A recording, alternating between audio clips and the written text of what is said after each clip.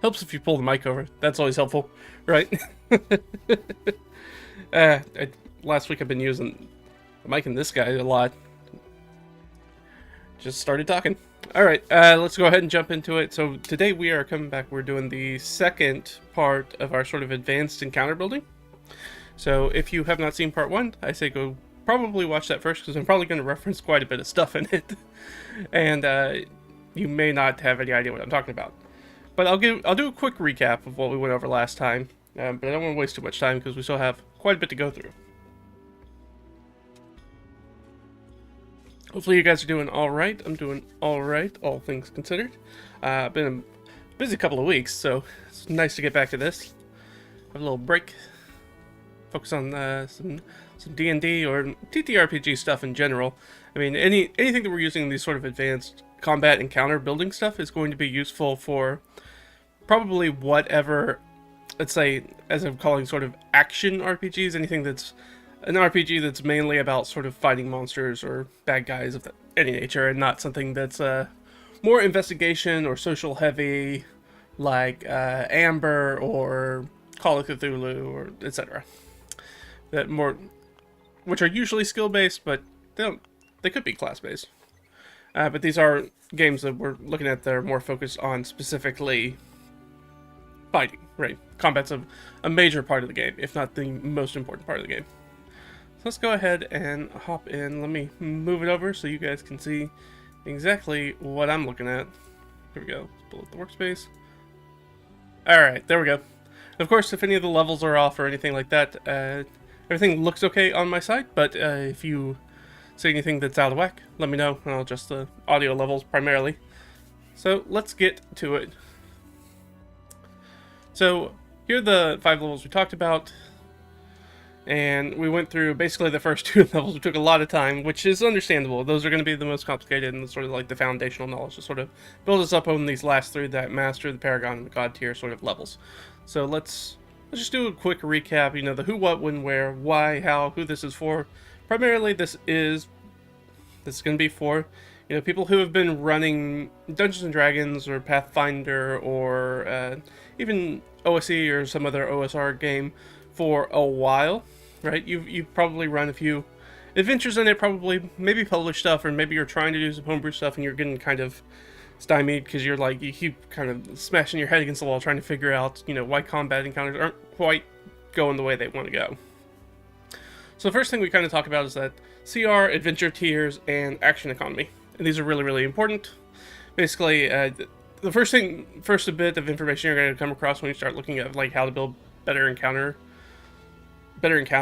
specifically combat encounters, they're going to point you at CR and action economy, especially for 5th edition. So yeah, those are important, but this is kind of delves into, in that video, I kind of delve into why each is important, and mainly it's sort of about action economy and adventure tiers. Making sure, like, the adventure tiers are those bands of levels, so 1 through 4, 5 through 10, 11 through 16, and then 17 through 20. And so when you have monsters that are built to play within those adventure tiers, things get really, really wonky in combats if you use monsters from a different adventure tier than what the players are in, because it kind of screws up the action economy, even if you try to fix the action economy with the number of creatures, right? That's why solo encounters sometimes don't come off very well, because you might have to use a bigger, badder monster from a different adventure tier than what the players are in, and why sometimes running like those really sort of like horde kind of combats don't seem to be very fulfilling, because you're running, you know, characters are in this adventure tier and you're using monsters that are from this adventure tier or even, you know, way down here. So that's really it. The second part is, of course, monster strategy. Keith Hammond's The Monsters Know What They're Doing series is blogs and then books has been wildly successful, especially for newer DMs kind of coming in. And it's about taking a look at the monster stamp block, seeing what they can do, seeing what they have at their disposal, and then sort of putting them in a position to be effective and win in combats.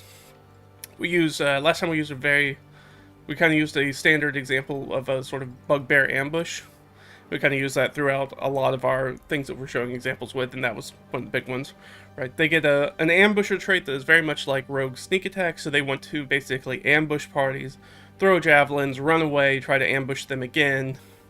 they really don't want to go toe-to-toe whenever possible, and if they are going to do that, they're going to try to avoid fighting, the paladin and plate mail and look for those squishier spellcasters or even clerics, things of that nature that have very destructive magic and often don't have a lot of armor on, right? They're very squishy, they're very easy to hit with weapons.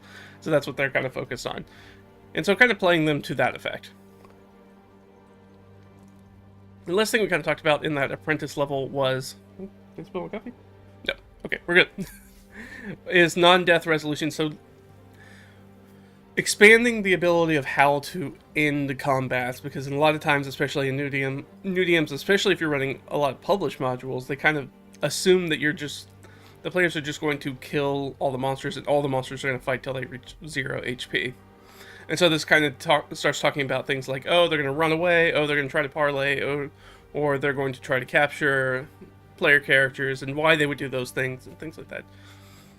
So, and that will tie into, actually, this non-death resolution ties directly into, this is why it's important to watch kind of the previous video, it's going to tie directly into this fourth bullet point at the veteran level, which is monster motivation.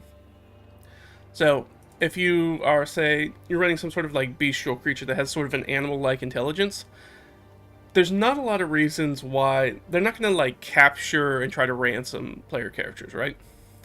So that doesn't really work for a non-death resolution. But if you're invading their lair, their real motivation is probably just to get you out of their lair, right? Because you're a dangerous home intruder, basically. And then they're not necessarily... Their prerogative is not killing the PCs, it's about getting them out of the lair. Right? And so whatever means possible. So they're just trying to scare you off, right? Same sort of thing. So outside of monster motivation, let's say environmental use, right? We're talking about using terrain, dimensions, elevation, light, and concealment. And how to make the environment very important to the arena of combat. And I use that term a lot, arenas, and that's sort of the battle maps, or just, it is a game at the end of the day. I mean, we can kind of beat around the bush, but in the end we are just sort of making set piece areas for combats to fight in. Same way in a video game when you walk into like a suspiciously large room and you're like, okay, well, there's probably going to be a combat in here, right? There's going to be some sort of combat that happens. Same sort of thing. But making sure that those arenas are more than just sort of a backdrop. So being able to use the terrain, controlling movement, elevation for 3D combat, which can... If you're new, that's probably the last one I would probably mess with, because adding the third dimension to combat can be very interesting, whether that's underwater or flying or just platforms and climbing. It can make things, it acts as an extra half, right? You're usually working in 2D, so if you add another 50% of things that you have to keep track of, because you're keeping track of up and down that Z-axis now. But in addition, we're going to look at things like light, because dark vision probably doesn't work the way that you think it does, or your players think that it does. Using light and using concealment, what used to be called obscurement. So mist and cover and things like that are really sort of can either make combat very, very easy or very, very difficult, and can sort of pinpoint advantages and disadvantages for different types of player characters and different types of monsters. So if you have a sort of melee-based PC, maybe you have a very melee-based party, and you kind of want to make something that's kind of difficult for them. You give them a lot of difficult terrain to move over. You add that elevation without an easy way for them to sort of scale, and you put some, archers up on basically a parapet shooting down at them, and then you have a bunch of melee characters that kind of have to do a lot of extra work to get to them to be able to do the things that they need to do to be successful in combat. So things like that. Monster pick and mix, talking about creating teams of monsters that have a bit of symbiosis and have symbiosis with an arena, just like we're talking about. So if you want to find the cave system that has really, really bad darkness, doesn't have any sort of ambient light, and maybe has, whipping winds that come through that maybe put out player character torches or something like that, so they know that this is like a hazard in the dungeon. And then you want to mix that with something like Grimlocks, who, right, they don't see. They have blind sight. So they don't need torches, and they can kind of ambush on the party and attack, and there can be times when you're fighting where the lights go out, and then a player character has to stop what they're doing to sort of turn the lights back on. Things like that, which can be really fun. And can add a new level to... a new level of difficulty or a new level of challenge to a combat that's not straightforward. More guys with more AC, more hit points, better saves, right? That's what we're kind of looking. That's what we're looking at trying to accomplish. After that, we have variable difficulty. It's the importance of not having just a set difficulty for encounters as you go through, where everything's a medium to hard encounter, medium to hard encounter, medium hard to encounter, medium to hard encounter. So I talk about this as cupcakes and sledgehammers, a very easy combat, also matched with a very, very hard combat. And having this sort of jump spikes back and forth between difficulties, so there are times where players get to feel really great because they come in and they curb stomp enemies, and then every once in a while there's a big fight that kind of puts them on the ropes. Kind of keep them unsettled as to being able to really get a good gauge of what's coming next. Keep them guessing, sort of. And like we said, that we already kind of talked about monster motivation. So determining what the monsters want out of a combat. So if you have humanoid monsters, they're more likely to talk. They might try to parlay. They might try to bribe. They might try to intimidate.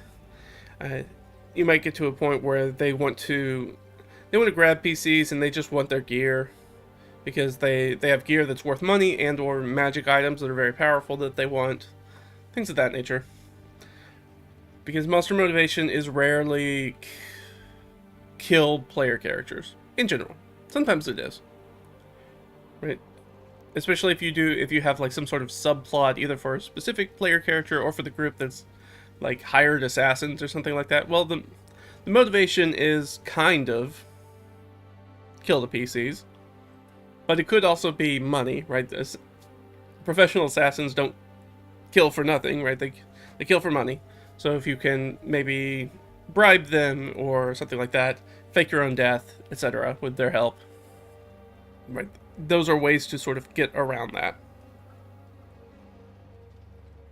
It can provide for a little bit more nuanced encounters and more ways that you can have those non-death resolutions, right, that we're talking about. Those sorts of things that you can do. So let's go ahead and jump on. So those are sort of the first two levels that you want to look at sort of changing when you're coming right out the gate as sort of a newer DM. Of course, if you guys have any questions about any of that, make sure to drop it down in the chat, and I'll take a look at them as I can. So let me pull up where I was. Oh, that's the old one. Sorry. All right, so the first one I want to talk about in sort of the master level is, and this kind of ties in with variable difficulty, is death by 1,000 cuts. So what do I mean by that? D&D. So this is more, I think, common in OSR rules and that understanding of the game, and not very prevalent in today's sort of modern incarnations of D&D, Pathfinder, action-based games. Is that at the end of the day, no matter how we want to splice it, we can call D&D or whatever your preferred game a cool collaborative storytelling game, and that's not a wrong description of what something like D&D is. But at the end of the day, as a game, it's a resource management game. It's about managing your hit points, your spell slots, your abilities, your food, your ammunition, your time, right? That is what the game is really about. It's about managing those those separate pools of resources so you can be successful as an adventurer and successful as a party. And sometimes that gets lost, especially in the combat encounter building phase. Because we think about that and we're like, okay, monsters and player character party, these things should be equal in power and equal in the way they hit each other, right? To make a very balanced sort of combat. Ideally, kind of what we kind of strive for in general. Especially as a sort of a foundation.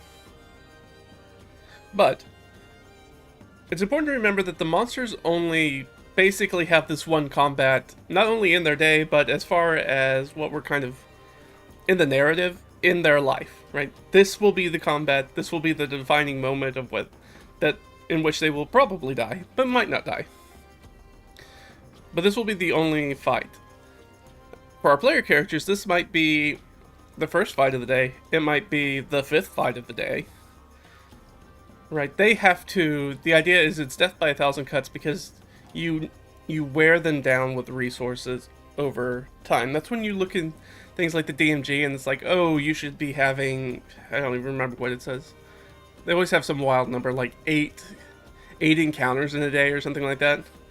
And any new GM that looks at that, or any new, even experienced Dungeon Masters that look at that and they're like, 8? That's a ton. Well, that's because they don't all need to be knockout, drag out, big fights, right? It's important to have those cupcakes. It's important to have relatively easy things, and to remember that your job is to sort of wear them down. Right, that's what things makes for more compelling, more thrilling games. It's not one big fight. That's why the solo encounters rarely work. Right, we talked about the alpha striking and the importance of the sludge hammers and cupcakes. Again, go watch that video. Everything of this is really, really tied together, so it's really helpful if you have that foundational knowledge for it. So the idea is that it's not one big fight, because toe-to-toe, the player characters are way, way outpowered than whatever monster is considered to be equivalent for them. They have so many more resources at their disposal. With the exception of perhaps, especially in 5e spellcasters, monsters on that side, who always end up having a ton of spell slots and always die before using like half of them. Well, that's a problem, right? But that's because, for whatever reason, the designers are sort of attaching player level kind of resources to a monster, and that's why that doesn't work correctly. That's why it feels off, why it feels like the spellcasters have such a hard time getting off a lot of their spells, right? Because we know the action economy, we know that most combats are going to last somewhere between 3 to 5 rounds. That's what the spellcaster gets 5 casts off. Maybe like 7 if they have some bonus action spells that they can use, or twin spell, or quicken spell, something like that. We can do some extra stuff. But yeah, as spellcasting, because especially in 5e, even in Pathfinder, even something like Pathfinder 2e, like you are very constricted as a DM for your monsters, the amount of actions that monster has, and the way that spells are cast, especially in 5e or even Pathfinder 2e, something like that. You can't just be boom, boom, boom, boom, boom, throwing out spells. By the rules of the game. I mean, you're the DM, you can do whatever you want. And sometimes this is worthwhile to be like, yeah, he could just cast another spell.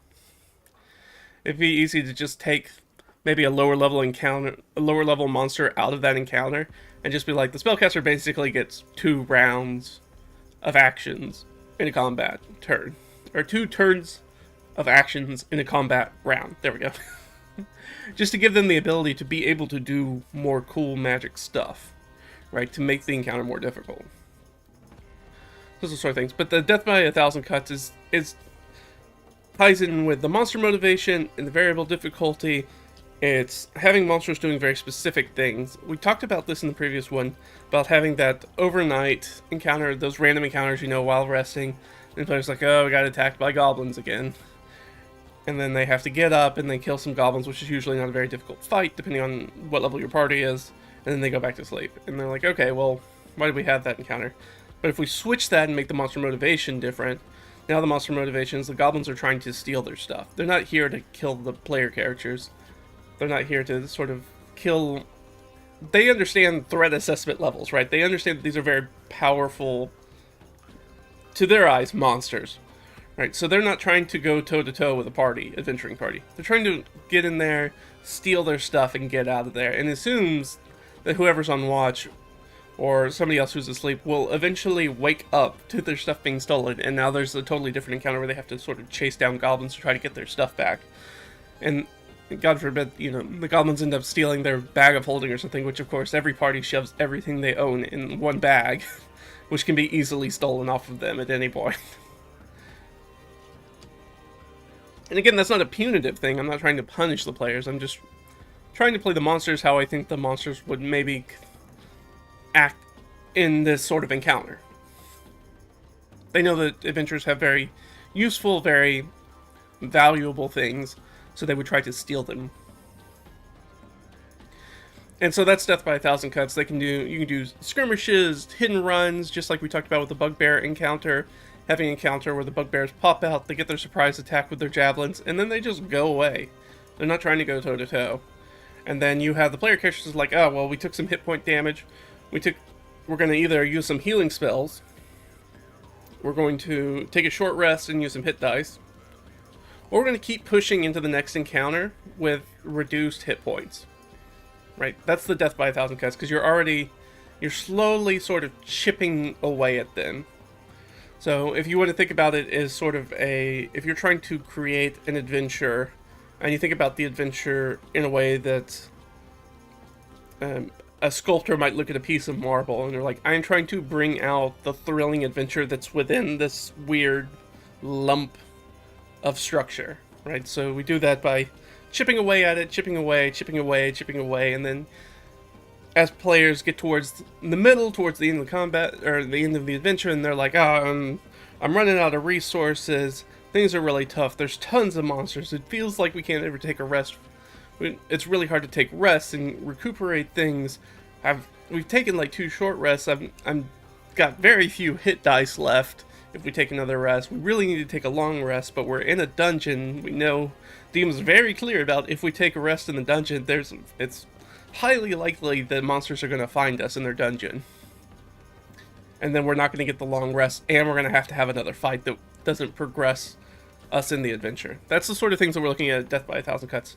And so it's not important that we have 3 big, toe-to-toe, square-off, hour-long combats. It's more about, well, what if we had like 7 combats that were like 15 minutes long? What if we tried that? Monsters come in, they do some damage, player characters kill them or drive them off, maybe they go warn other ones, they come back with reinforcements a few minutes later while they're trying to take a short rest, or they're looting bodies or whatever, because they didn't set watch to make sure that those guys weren't going to come back. And so just kind of continually harrying them and doing these hidden run actions and taking away at their resources, especially when you're looking at chipping away at resources that aren't necessarily hit points. Because hit points is the resource that most player characters, especially in 5th edition, have the most of. So that's not, when they're like, oh, you know, I took 5 points of damage, but, you know, I have 50 hit points, that's not that big of a deal. To the point where they're not even going to be like, well, I'm not going to stop for a short rest because I didn't do anything. And if you have these small encounters, you want to put them in a position where the players need to sort of make a choice. When the encounter starts, or basically in the first round of encounter. And I know that I do this as a player, and I'm sure plenty of you do this as a player as well.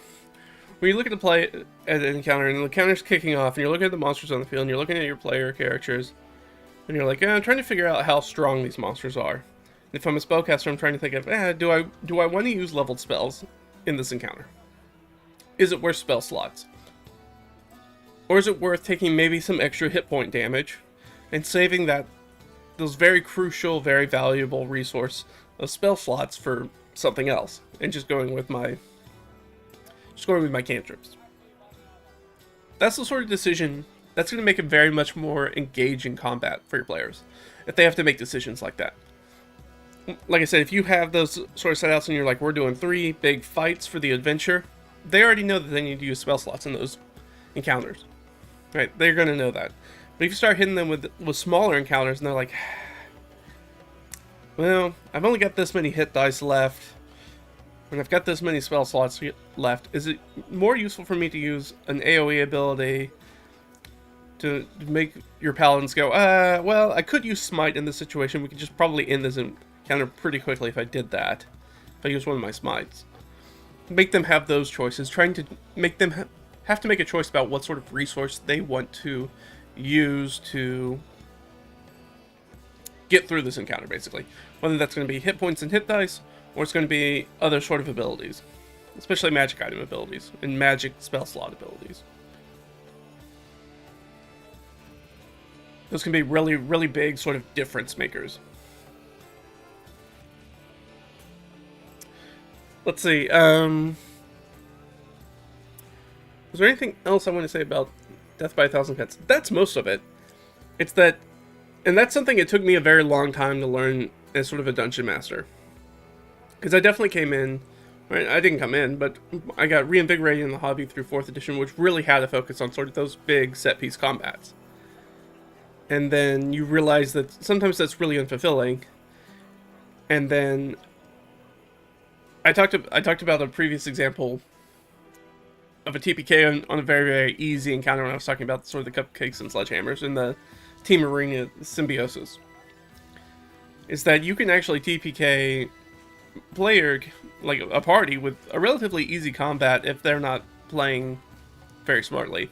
So in that example, it was a relatively easy combat encounter, but they focused on the wrong things, and they weren't using their abilities to take care of what the main threat was. So as they saw this sort of, they clocked it as a relatively easy combat. And so they didn't want to use a lot of their high level abilities, and in the end they ended up paying for it with their lives, which is not necessarily what you want, but it is something, it does reaffirm for the players that, hey, this is a dangerous place, that even easy encounters have the ability to be life-threatening if you don't play smart, if you aren't acting like your life is on the line, right? Because your life is on the line. You want the players to play their characters like every time that they get into combat, and when they choose to use combat is a life-threatening situation for everybody involved. Unless you're doing like you could always be doing like a combat, like a public combat arena, or, you know, a knuckle boxing match, something like that. But those are different. Those are contests, right? Those aren't really fights. It's not really a threat that somebody's going to get killed there unless you're doing some sort of weird subterfuge plot line where you're trying to, like we said, those assassins, maybe that's assassins in the arena with them and pulls out a poison dagger or something and stabs them. That's different. Okay, let's go on to our next one then. So we did Death by a Thousand Cuts. Let's do alternative party / player character objectives. What are those? Well, what do you think it is? So just as we talked about with monster motivations, it's the same thing, except we're looking at the party side. We're looking at the player side. It's creating combat encounters where necessarily or situations in the combat where reducing a monster to 0 hit points isn't necessarily the primary objective. So you might go, all right, so what could the primary objective be if it's not that? It could be a lot of things. It's really good if you see. Sometimes they do this in published adventures, not always. But well, I guess it's kind of common. It's common in some types of published adventures where the climactic sort of scene encounter doesn't necessarily, their objective is not necessarily to kill somebody. And the thing that comes immediately to mind is like the dark rituals, like doing the cult dark ritual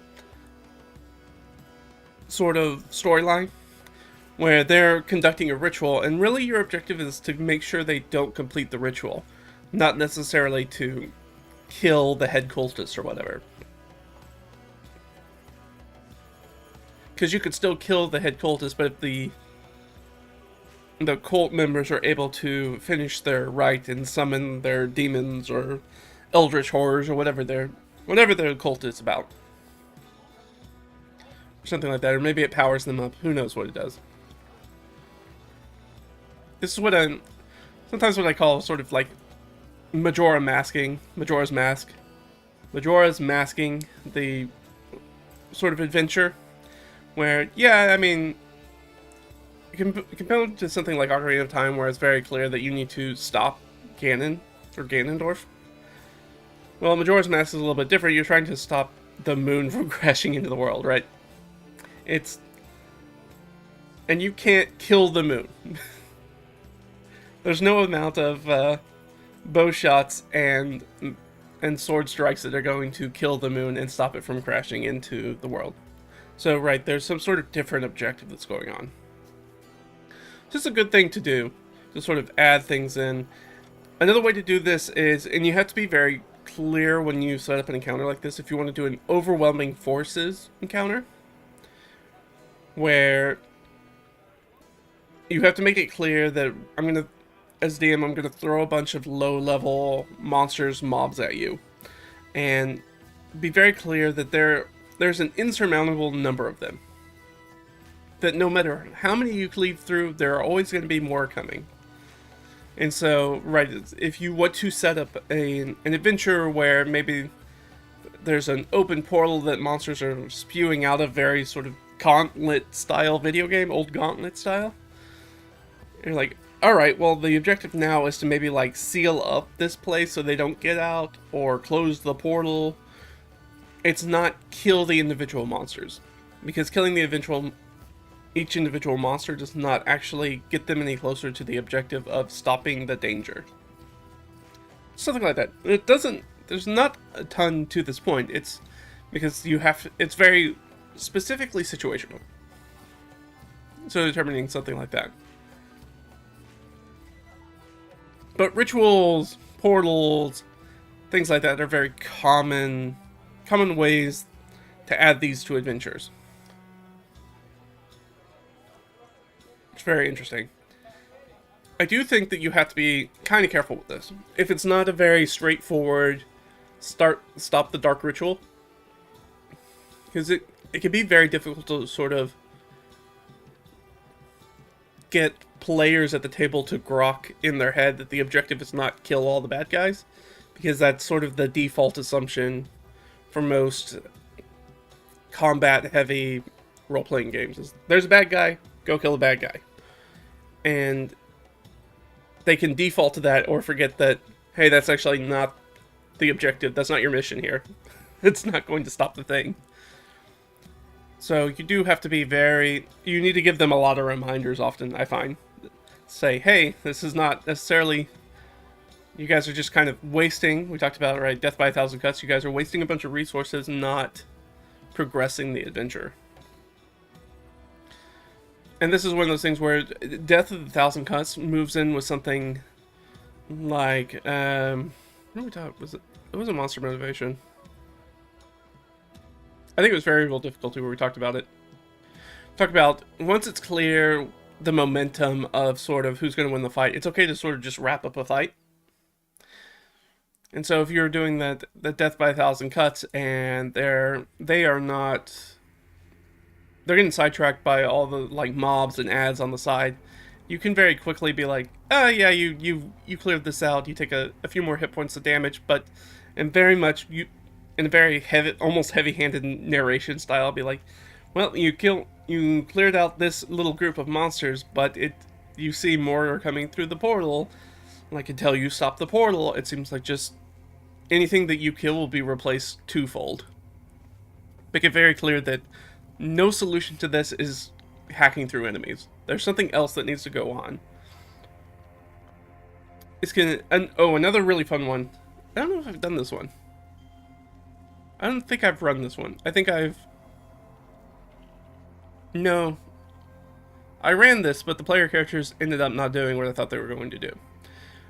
I ran an adventure where there was a very high level sort of construct guardian in this tomb or whatever it was many years ago, and they got into a toe-to-toe fight with it. It hit them a couple times. They were like, oh well, we definitely can't fight this thing head on. The idea is that there was sort of like a clockwork mechanism on its back, and the idea is that they were supposed to sort of distract the creature so one of them could sort of climb up on its back and sort of fiddle with it and get it to stop. They ended up running away, and because that wasn't the primary mission of what they were doing, they did the important thing. They were smarter than me, and they were like, alright, well, let's just not deal with this threat. It's slow, it's lumbering, it's not very good at seeking us out. We'll just run around it, and we'll hide and look for the artifact, I think it was, that they were recovering. So that's always open to it too, but they were always a threat like, hey, this thing is lumbering, it has no purpose except to protect this tomb. It will eventually catch up to you. It plays by very sort of like 80s horror slasher rules. It's like, you can run, but Jason's always gonna catch up to you, right? In that idea. So it uses that idea, and the idea that you don't want to be in combat with this thing because it punches way above your weight, right? You are fighting a very, very difficult monster if you fight this thing, so don't fight it. And so you can do things like that. And that really ties into the next point, and we'll do that, which is what I'm trying to do. So hitting the PCs where it hurts. So once you get to this master level, we talked about earlier the death by 1,000 cuts. We talk about it in sort of variable difficulty. We talk about it in the monster pick and mix. This concept, as I said before, is that hit points is considered sort of the primary resource for player characters. But it's also the one that they have the most of, and the one that's easiest for them to replace. That resource. So hitting the PCs where it hurts is talking about sort of taking them and... Sorry, I'm just looking at my notes. And sort of hitting them with some sort of penalty, some sort of negative aspect of the fight that's not you just take hit point damage. We talked about this last time with those CR1 shadows that do strength damage. Things like that. So, stat damage, I've custom augmented monsters that when they hit you, instead of dealing direct damage, they do hit dice depletion, where every time they hit you, they take away one of your hit dice, which is something, remember, especially in 5e, you don't get all your hit dice back when you take a long rest, but you do get all your hit points back.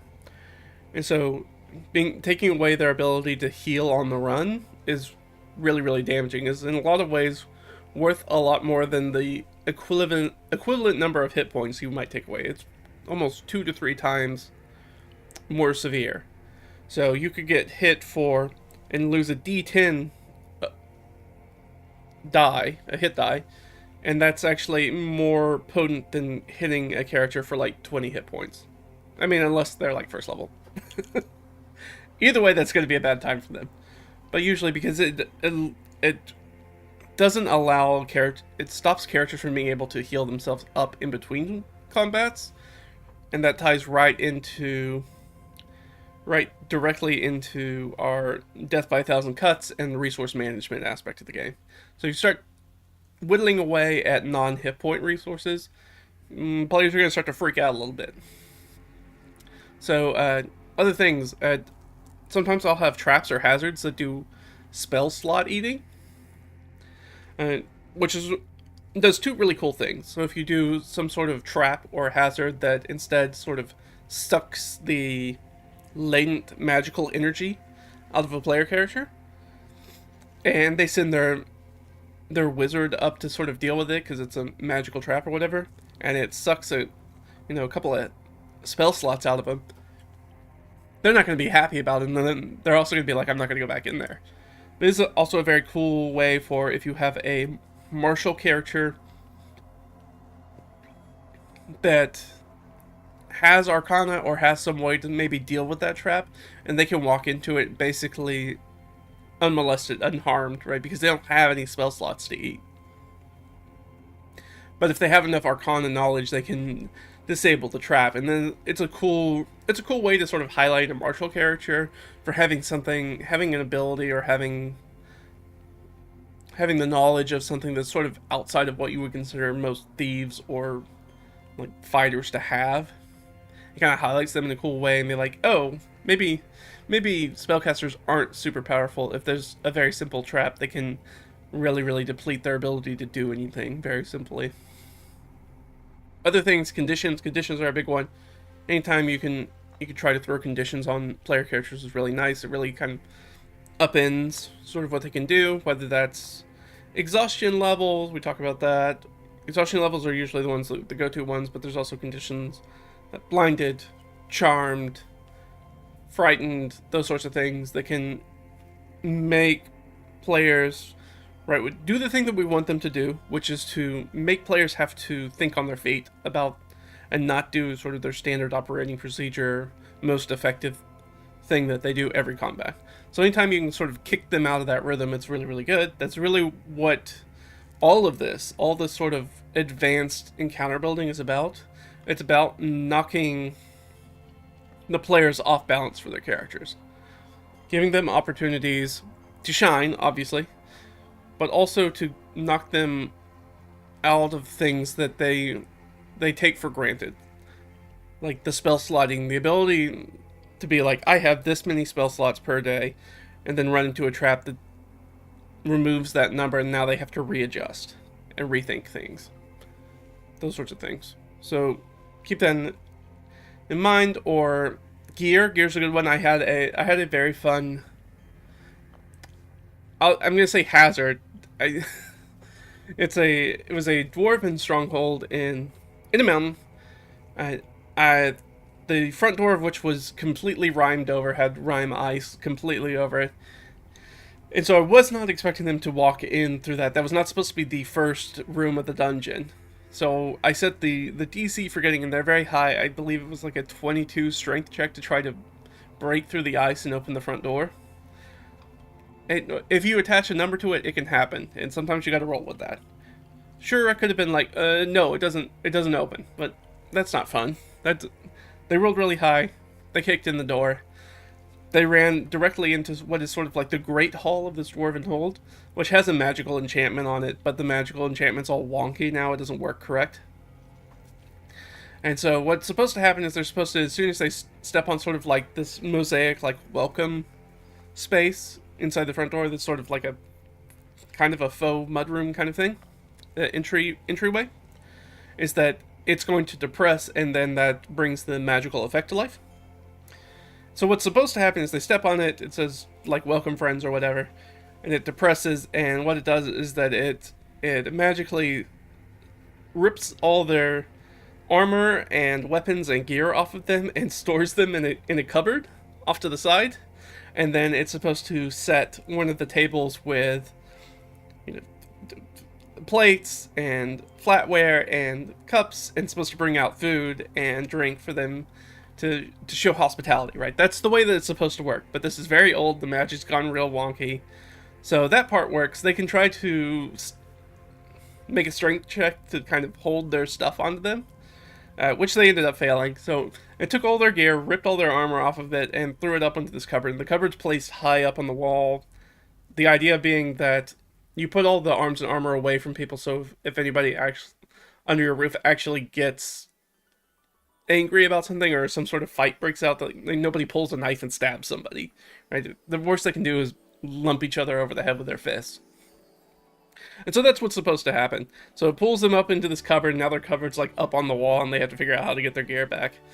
But the enchantment for the table setting's not right, so it starts pelting them with rotted fruit and moldy bread and chargers and dinner plates and goblets and flagons and stuff. And so they're just like taking cover as things like smack them around, and then everything drops to the ground and goes back to dead silence.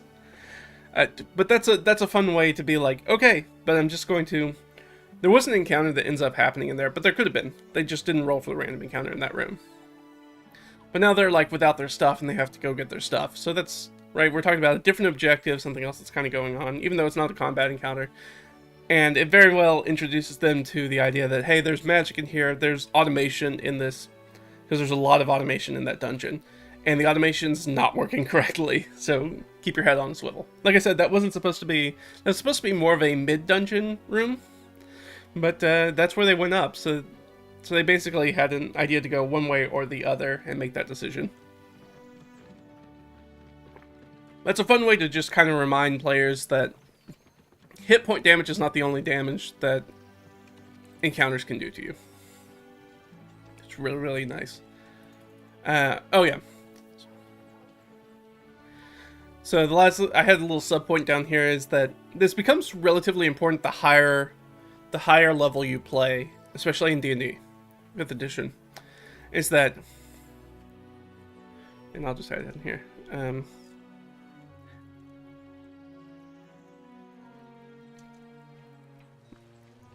especially at higher levels. Because at higher levels, especially martial characters have so many hit points. They have so many hit points that hit point damage no longer it really isn't a concern most of the time when you think about it. How many times have you played a high level martial character and you've been sitting there and the DM's like, well, this guy hits you for 23 points of slashing damage, and you're like, alright, cool, I still have 57 points of hit points. It's like, yeah, that's almost a third of my hit points, but whatever. Right, it's not that bad. So when you reach that place where being hit, even with a pretty decent attack, doesn't sort of evoke a reaction from players, especially in the beginnings of a fight, you want to look at maybe... This is when you start mixing in, maybe there's some other resources I can start targeting, do things, or this is one of the reasons on the PC side, this is exact reasons why people really love heat metal. Right, because heat metal is used on bad guys, it's not really a save, and now they're like, oh, well, my armor's running me, or I have to drop my sword because it's, white hot. So it takes away their ability to fight. You can do the same thing to PCs. Like, it can be very... it can almost be really demoralizing. If you look at something like a paladin and you're like, yeah, I'm going to do heat metal on the paladin. Because why wouldn't you? You're talking about you're a big, beefy, defendery kind of player. They have a ton of hit points. They're encased in plate armor. They've got a big shield. They've got a big, probably sword or axe or mace or whatever. And it's like, if you can just heat metal that on them and take away that shield, take away their weapon, that's really devastating. That could be really devastating. Very demoralizing. So you don't want to do it too much. At least that you don't want to go back to the very specific wells too many times. Like if you have two combats in a row where you do the same heat metal trick on the paladin, they're not going to be very happy with the play experience. But if you mix it around to different people, different player characters, and you mix around, what sort of things you're targeting. Okay, this time I'm targeting gear, and this time I'm going to target hit dice, this time I'm going to target some poison conditions or something like that. You can mix it up, and every combat encounter is going to feel very different, very nuanced. And we're going to put them back in that position of that death by 1,000 cuts that I talked about, where you have players at the start of every combat being like, should I use a spell here? Should I use one of my high level abilities here? I know it's not a huge fight, but if it's going to keep us from taking on, a curse, a disease, a poison, losing my weapon, losing some sort of gear, losing my spell slots through some other means, it's better to use those spell slots and get something from it. So maybe I should just use a spell right now and we can just chew through this combat and try to get through this combat before, that that general sort of 3 to 5 rounds. If we can chew through this combat in 2 rounds and we don't have to use hit dice and we save some of our other abilities, then that might be worth it. So that's already making a very much more engaging experience for combat for players, to keep them on their toes thinking about what they should be doing. And let's see, the last one we sort of have at this master level is I have a very long name for this, but I'm just going to use a short name.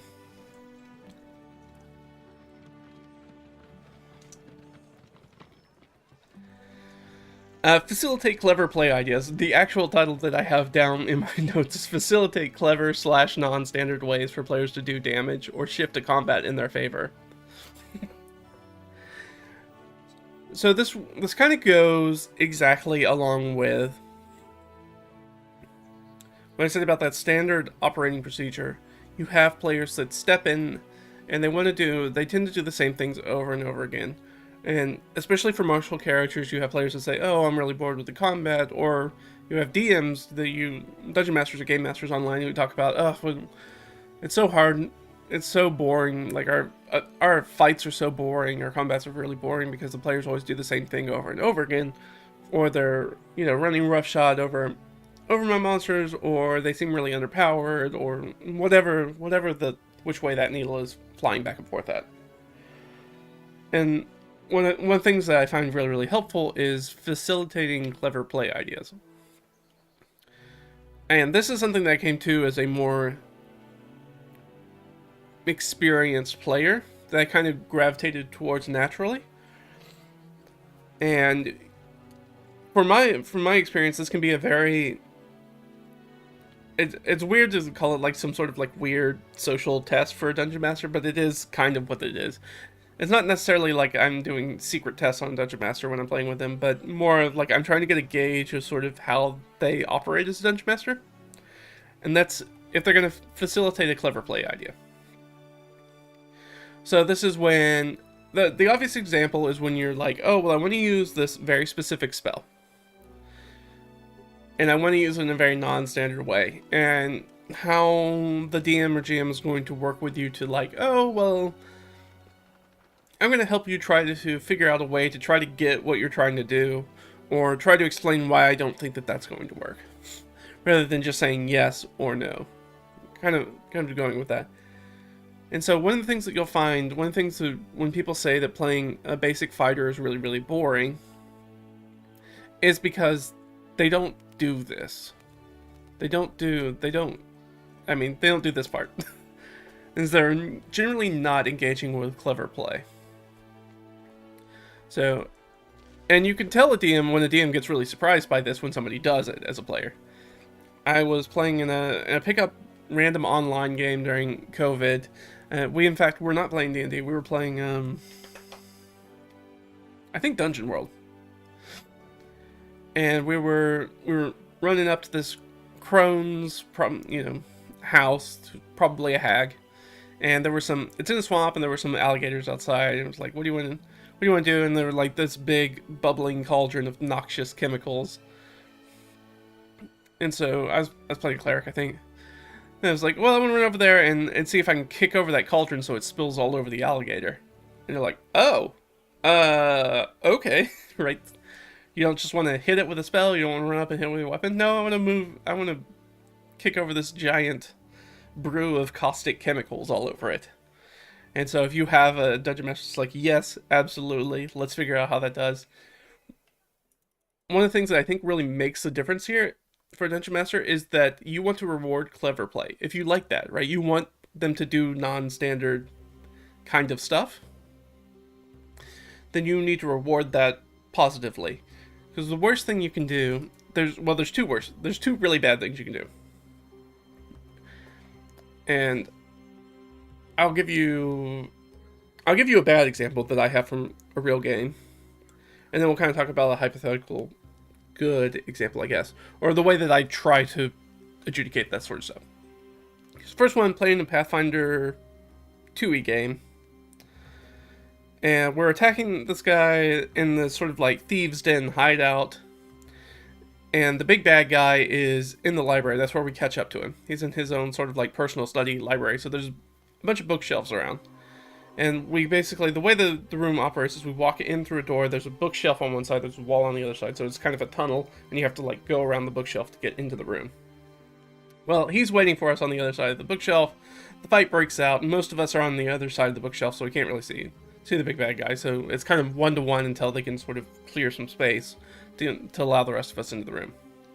So we're in this position, and my character is looking at the situation. It's like, I'm playing a rogue, and I'm like, there's nothing I can do here. And I talked to him. It's like, can I see through the bookshelves? No, the bookshelves have a backing. You can't see through them.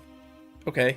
Can I push the bookshelf over on him? I thought, oh, that's a clever play, right? That's very iconic library cinematic scene where bookshelves start falling over. I was like, that'd be a cool thing to do. He's like, no, they're bolted to the ground. I was like, all right.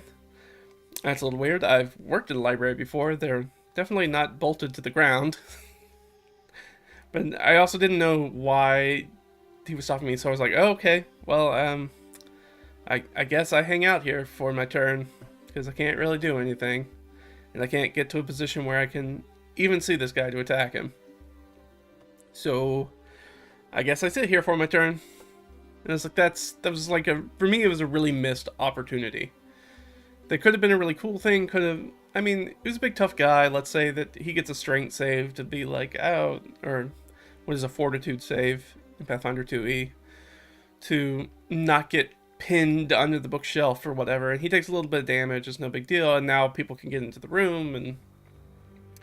But to get shut down like that from a game master is really, really demoralizing as a player. You go, oh, I guess I can't do anything fun or interesting with this game while you're running it.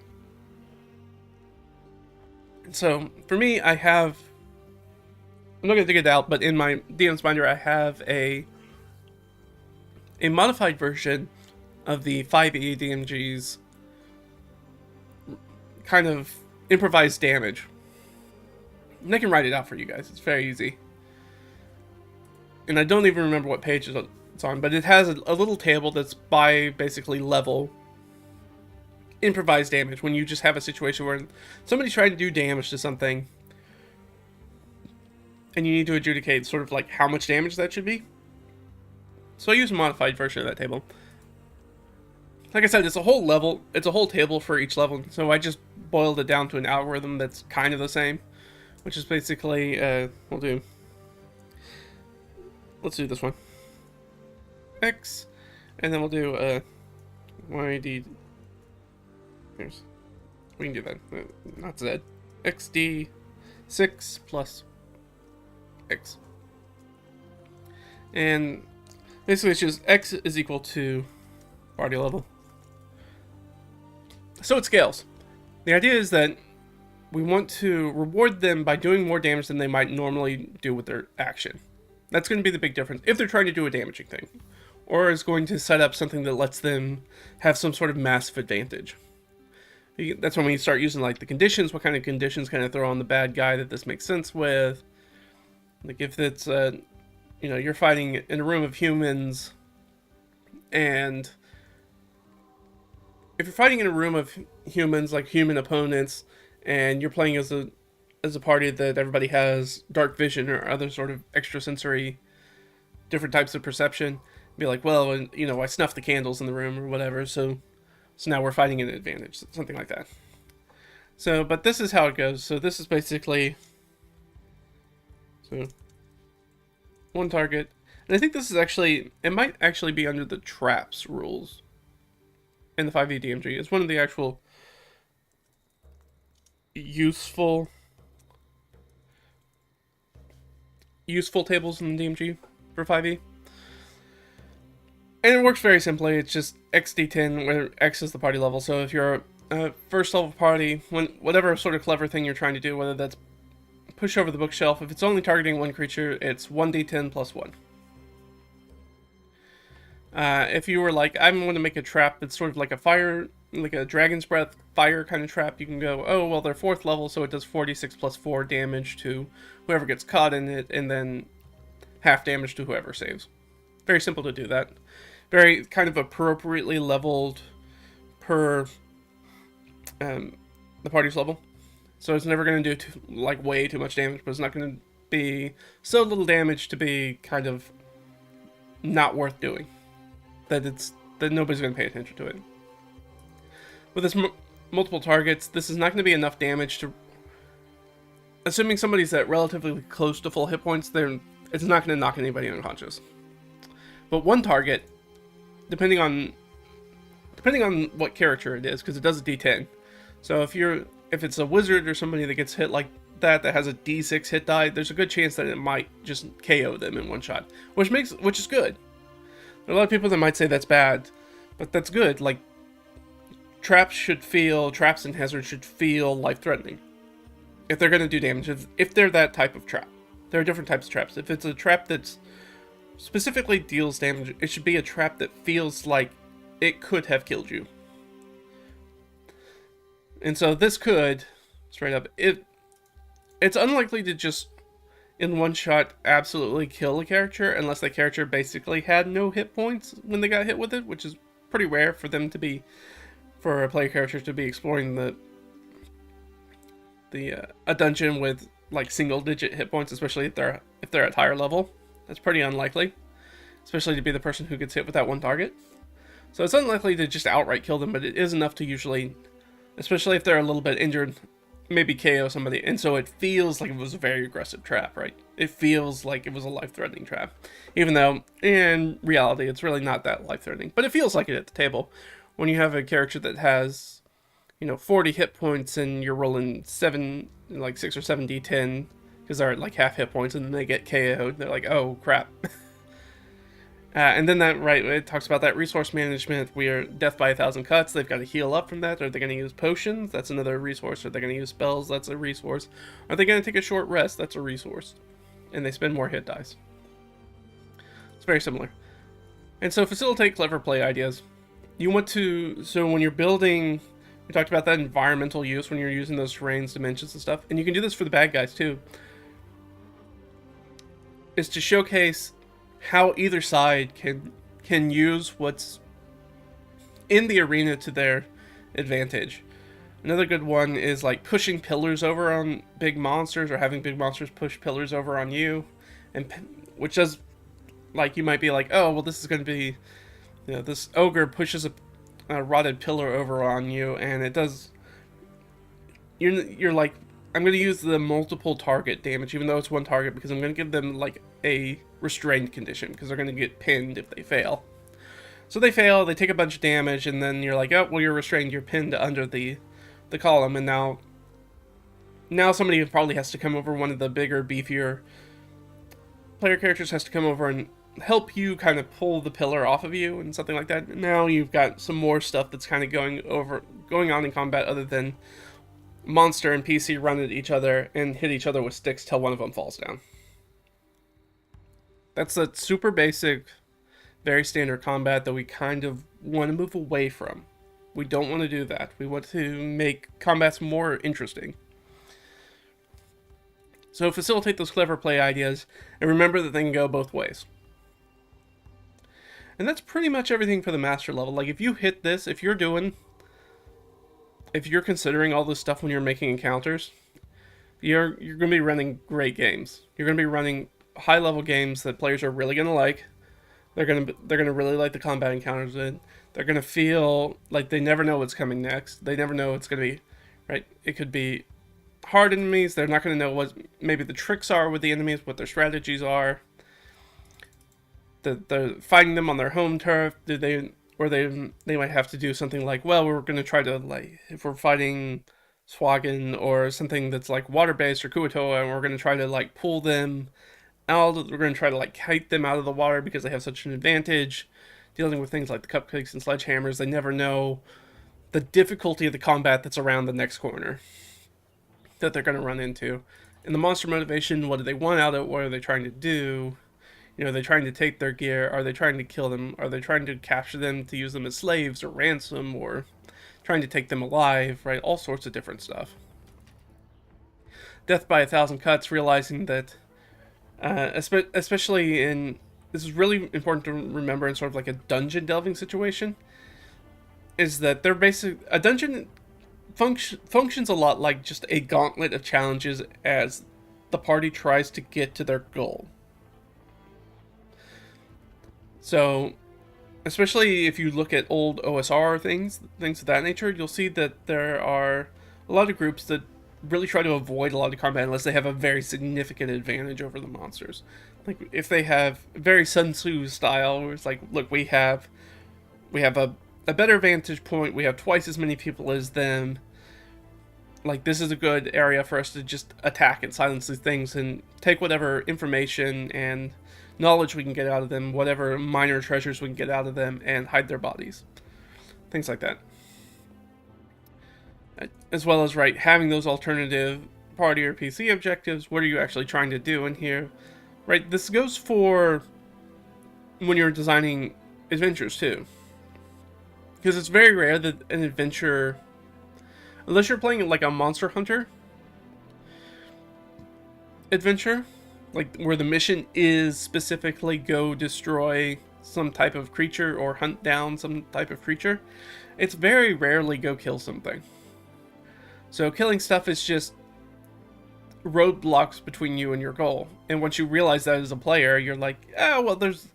Oftentimes I'm like, well, I just don't want to fight that thing, because it's not going to get me any closer to getting my objective, and it's going to waste a bunch of my resources. So I'm going to try, if possible, to just go around it. Just try to stealth around it, or talk to it and bribe it, or...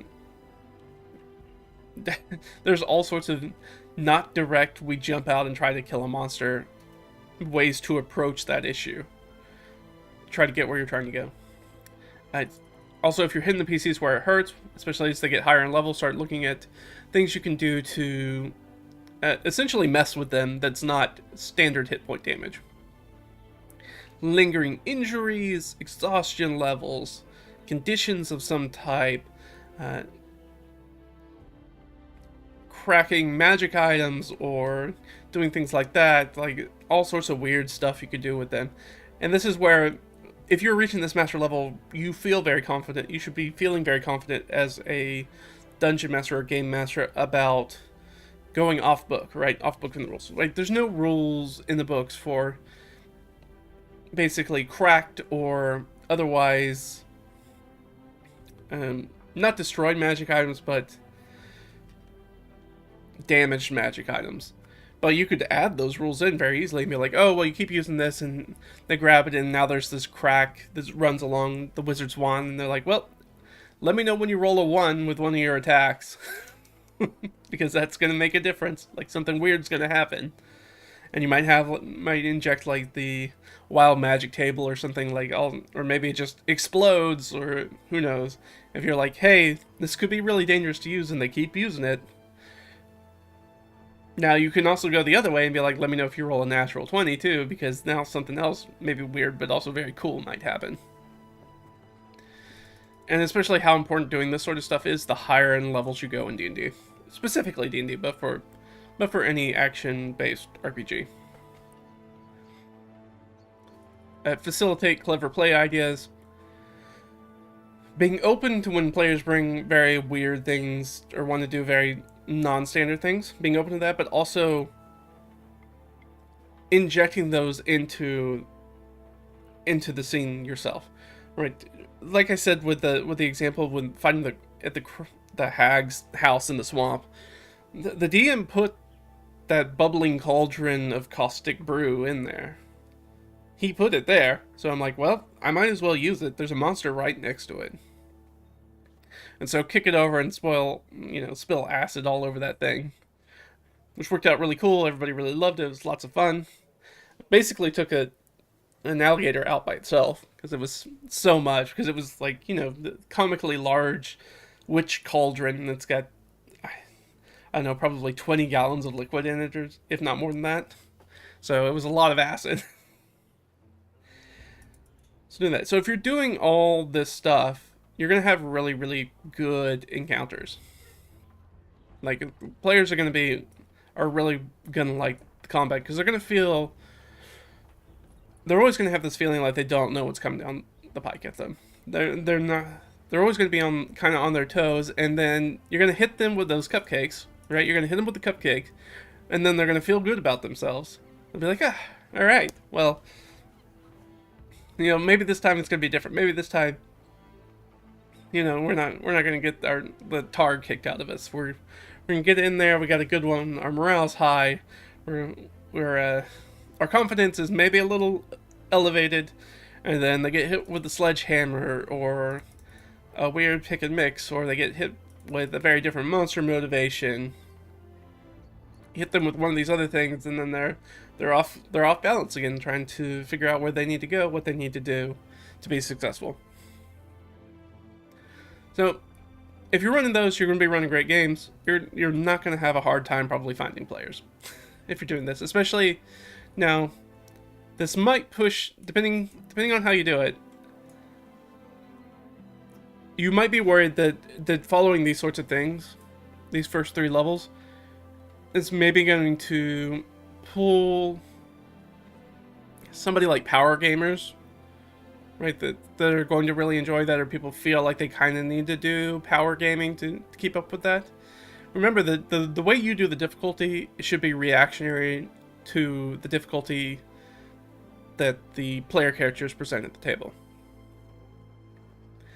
So if you have a number of players, maybe they're new players, or maybe they're more roleplay focused players, you can tone down this stuff. You don't have to make every fight some nail biting death machine. You don't need to do that, right? You just every once in a while you want to give them a little spike, a little spice, something a little different on the game, on every combat. So everything's just a little bit different, and that can actually, by doing a lot of the stuff, you can actually, surprisingly, get even players who are not particularly interested in the combat aspect tied into it, because they're able to perceive different things. They're not thinking about dealing hit point damage or boosting their AC. They're doing things like, hey, these monsters look like they're doing something, or they look at those actions where the alternative party PC objectives were like, oh, actually, I don't think the object here is to kill these monsters. It's to go up here and, you know, disrupt the magic idol that's holding the portal open or something like that. It gives them other stuff to do other than just slap monsters with their pointy sticks, which is really nice. So it's still going to be really rewarding, even if you have one player or an entire party that's full of players who are not particularly combat driven. It just means that you don't have to go over the edge with this stuff. You should still use it. You just don't have to, like, pedal to the metal, full throttle, go at it, like you might with a very, very big power gamer, slayer kind of group who are really, really focused on kicking down doors and killing monsters and want that to be a very big focus of the game. But even doing this, you should still do these things with people who are more sort of like actors, explorers, other sort of player archetypes who aren't as invested in the combat aspect of it. Because a lot of this stuff ties to breaking out of the very, very strict mold of how D&D and other action RPGs focus on combat. Kind of break it out a little bit to make it provide context a lot of times. A lot of other kind of bits and dials to mess with that people can pick up on. And just like we said with the non-death resolutions, like being able to inject that into your game means that if you have one of those high charisma actor sort of player characters, they can try to just parlay. They can just try to negotiate, either to stop a combat or to keep it from starting completely, which can be really fun. Now, just like with anything when you're adjudicating something like that, if you have a group of players that are going through, let's say like a Crag Maw hideout situation from Mines of Phandelver, and you're basically in their home, if somebody kicks in your door and walks into your kitchen and goes, hey, I don't want to fight you. And you're like, well, why'd you kick in my door and rush into my home and kill my friends? Right, my friends and family members. Like, there are also things you cannot talk your way out of based off the situation. Especially if you're not going to use any sort of like magical charm kind of thing. or a suggestion or something like that. So I'm going to take a quick break. I'm going to refill up on my coffee, and then we're going to knock out this Paragon level next. So let me give... So I'll just tease you with the next bit, and then I'm going to take the break. Give your monsters magic items to use. So think about that. I'm going to take that quick break, and I'll be back here in just a minute. If you guys have any questions, make sure you drop them in the chat, and I'll take a look at them. But I'll be back in just a second. Bye-bye.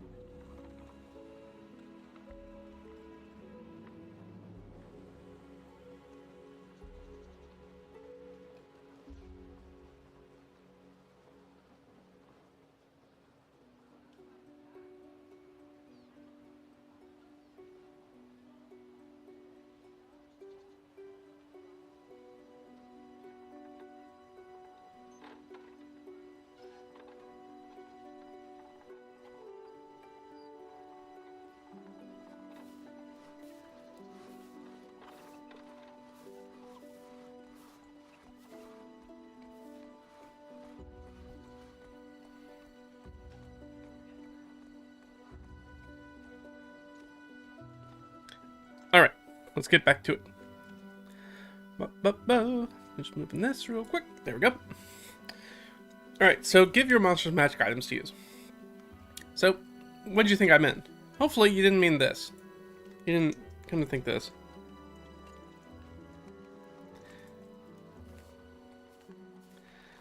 So we're gonna put not healing potion. There's nothing wrong with using healing potions.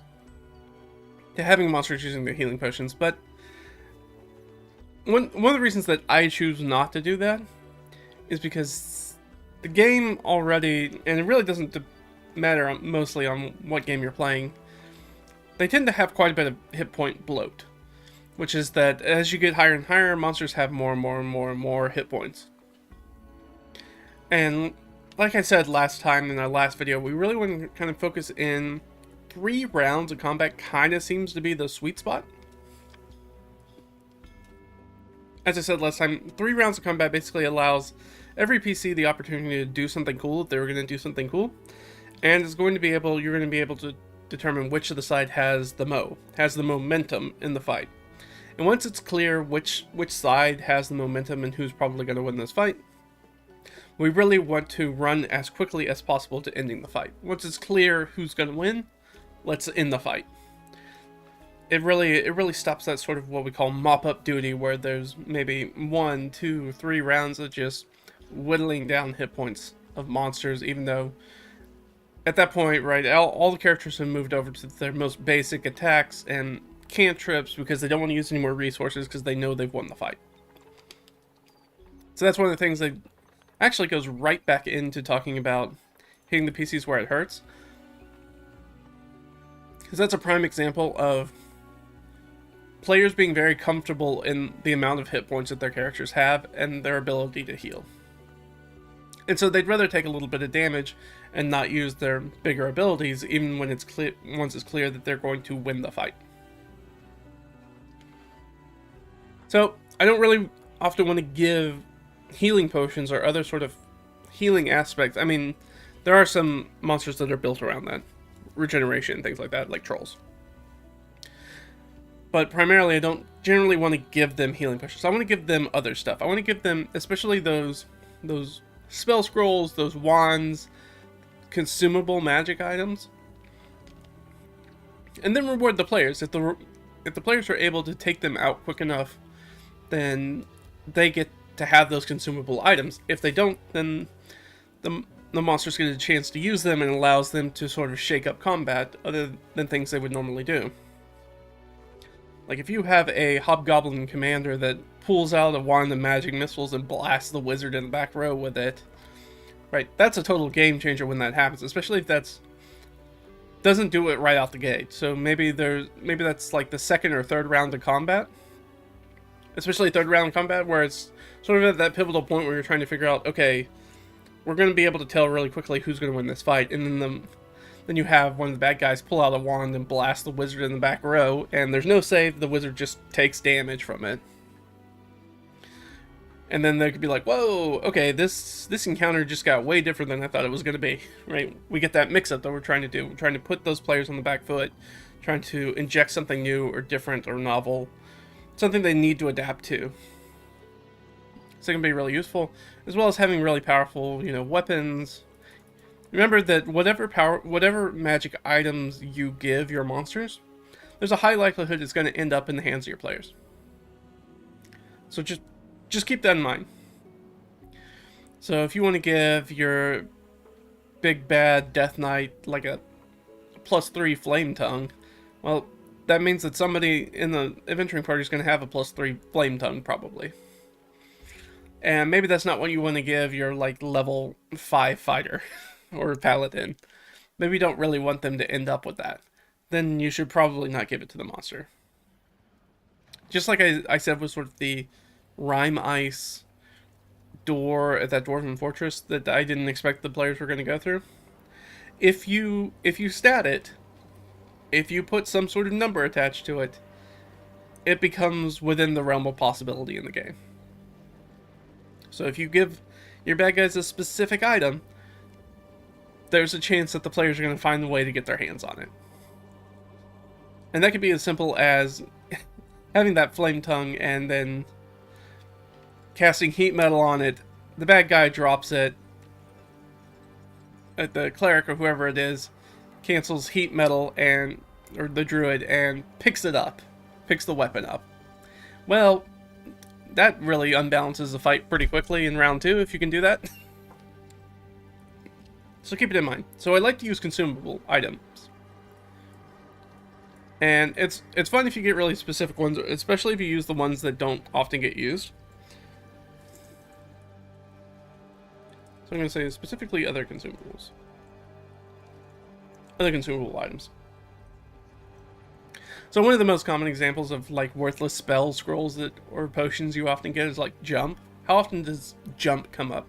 But you could build, if you wanted to do this, right? If you're practicing this, and you have these sort of like pillars that are built up that are maybe like 15 feet in the air or something like that, and you have bad guys that each have like maybe 1 or 2 scrolls a jump on them, and they can be fighting on the ground in between the pillars, and then pull out the scroll or potion, dunk it, jump up, and now they're on top of the pillar and nobody can reach them. So you can do lots of fun stuff like that if you build in that symbiosis and be like, okay, how would they interact with this? What sort of tools, what sort of magic items might they have to help them out in the specific type of combat arena? Which may seem a little gamey, but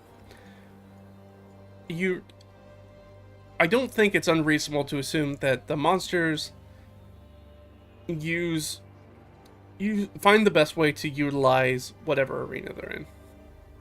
So you could have that same very pillar structure, and that would be a great arena for something like spiders or other things that can climb on walls and things like that, where they can get on top of those pillars very easily. They can get out of melee combat with something and get on top of that and then like do a web spit or something like that. Very, very fun ways to kind of mix things up. If you wanted to not use magic items in a combat arena like that, there are other specific monster types you could deal with to help with that. But this is a fun way to mix up things in combat, and then right provides a very in-universe reason for treasure. Of course, these things are anything that falls under here is basically under humanoid enemies. So it's really easy to do this at lower levels, but as you get into some of the higher levels, you might run across. You have a more mix of sort of monstrosity-based monsters and things like that necessarily don't have the intelligence or the opposable thumbs to use consumable magic items. But it is the sort of thing where you could put something cool like a collar around them, or they have some sort of badge or something. Like, there's no reason they couldn't necessarily maybe wear something like a cloak or a cape or a necklace, an amulet of some type. You could still do those sort of things. Maybe they could have a ring on one of their talons or something like that. You can still do those things, too. So just because you're not using a humanoid monster doesn't mean that they can't have some of those things, especially if they're tied to a humanoid enemy in some way. If they're like a dungeon pet or something like that. It can be really useful. This is the Paragon level, so something to keep in mind. It can really toys with their expectations, with the player's expectations. If they're fighting like, let's say, a griffin. No, let's not use a griffin. Let's use like a. I was gonna say wyvern. Wyvern would be kind of dumb, but this could be a fun encounter depending on how you did it. You could even say it was an awakened wyvern, which is actually a much more. That could actually just be a fun villain for a dungeon or an adventure in general.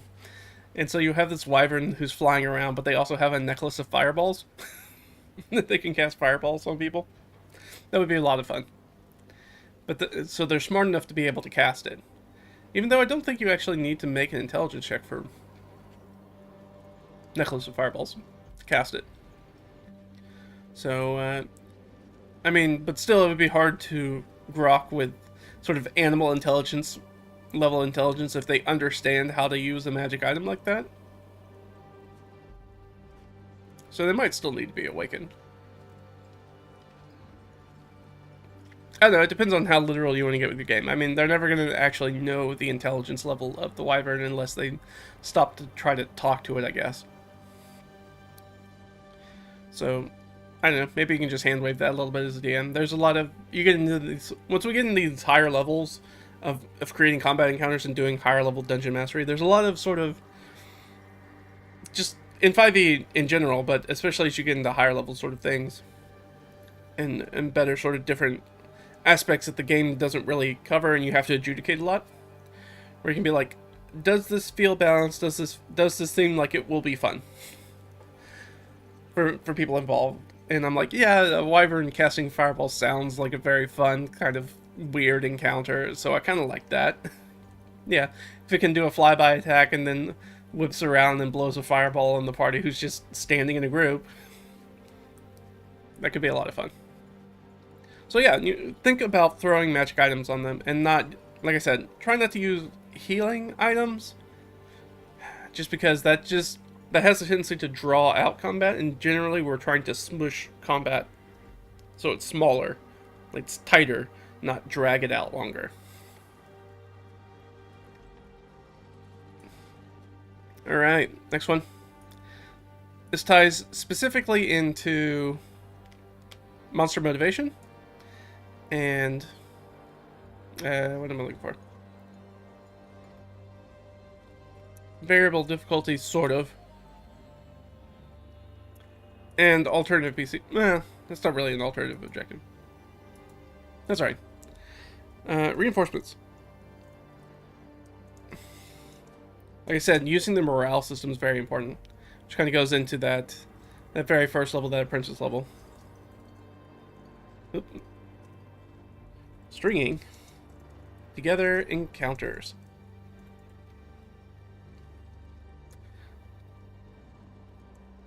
So having monster motivations and non-death resolutions, that's the one I was trying to think of. Having monsters that run away, that have morale, that run away.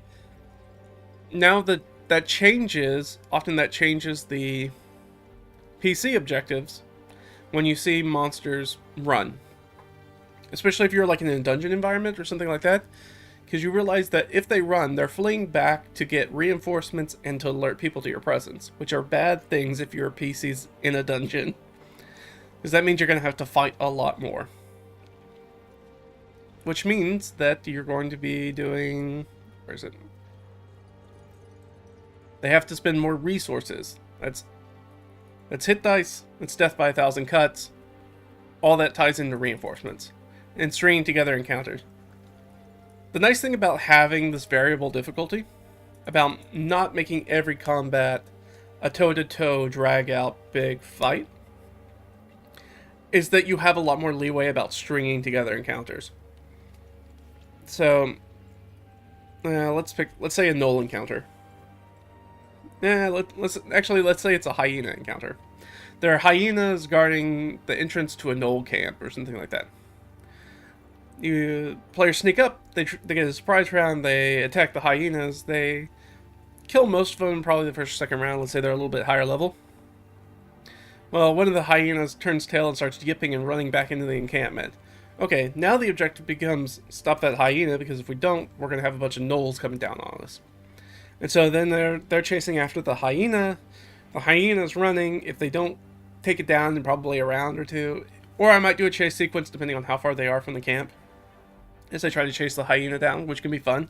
So you could have that combat transition to a chase, transition back into a combat.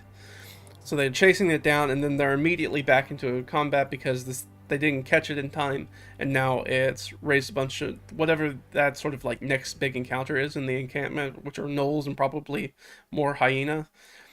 And so that kind of strings together two combats into one combat, which is not necessarily a bad thing. But if you have very structured, this is a medium to hard difficulty fight, and a medium to hard difficulty fight that can actually be really, really difficult. That can turn basically two medium fights into a deadly fight very easily. So you have to be careful with that. That's why it's such a high level. It's under the Paragon level. That's why it's so far down on here, is that you really don't want to focus on doing that too much. Instead, you'd want to focus more on the alertness, and then there's a increased rate of random encounters, things like that. They're more prepared, there's more ambushes, things like that, on those lower levels of dungeon mastering or game mastering encounter building. Now as you're in the higher levels, you feel a lot more comfortable about sort of pulling together multiple encounters like that. Where it can be like, hey, you tried to do this, you failed at this, and it can waterfall cascade into bigger and more combat encounters. This is very close to what the Matt Colville Screw is kind of based on. What they call that, the Colville Screw, which is basically the players playing around encounters, and then because they don't go through the encounters, those encounters are now behind them, and then they kind of collapse on top of them. Very similar kind of idea. But like I said, it's very high level juggling act as a dungeon master, because you also don't want to you don't want to set up a situation where the entire camp kind of collapses on them, right? Because that's just going to be a wipe.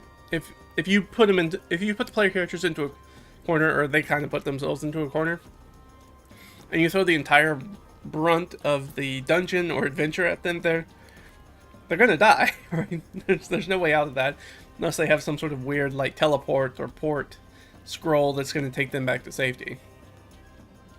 Which, if you do a lot of that, that might be a useful, powerful magic item that maybe they could buy.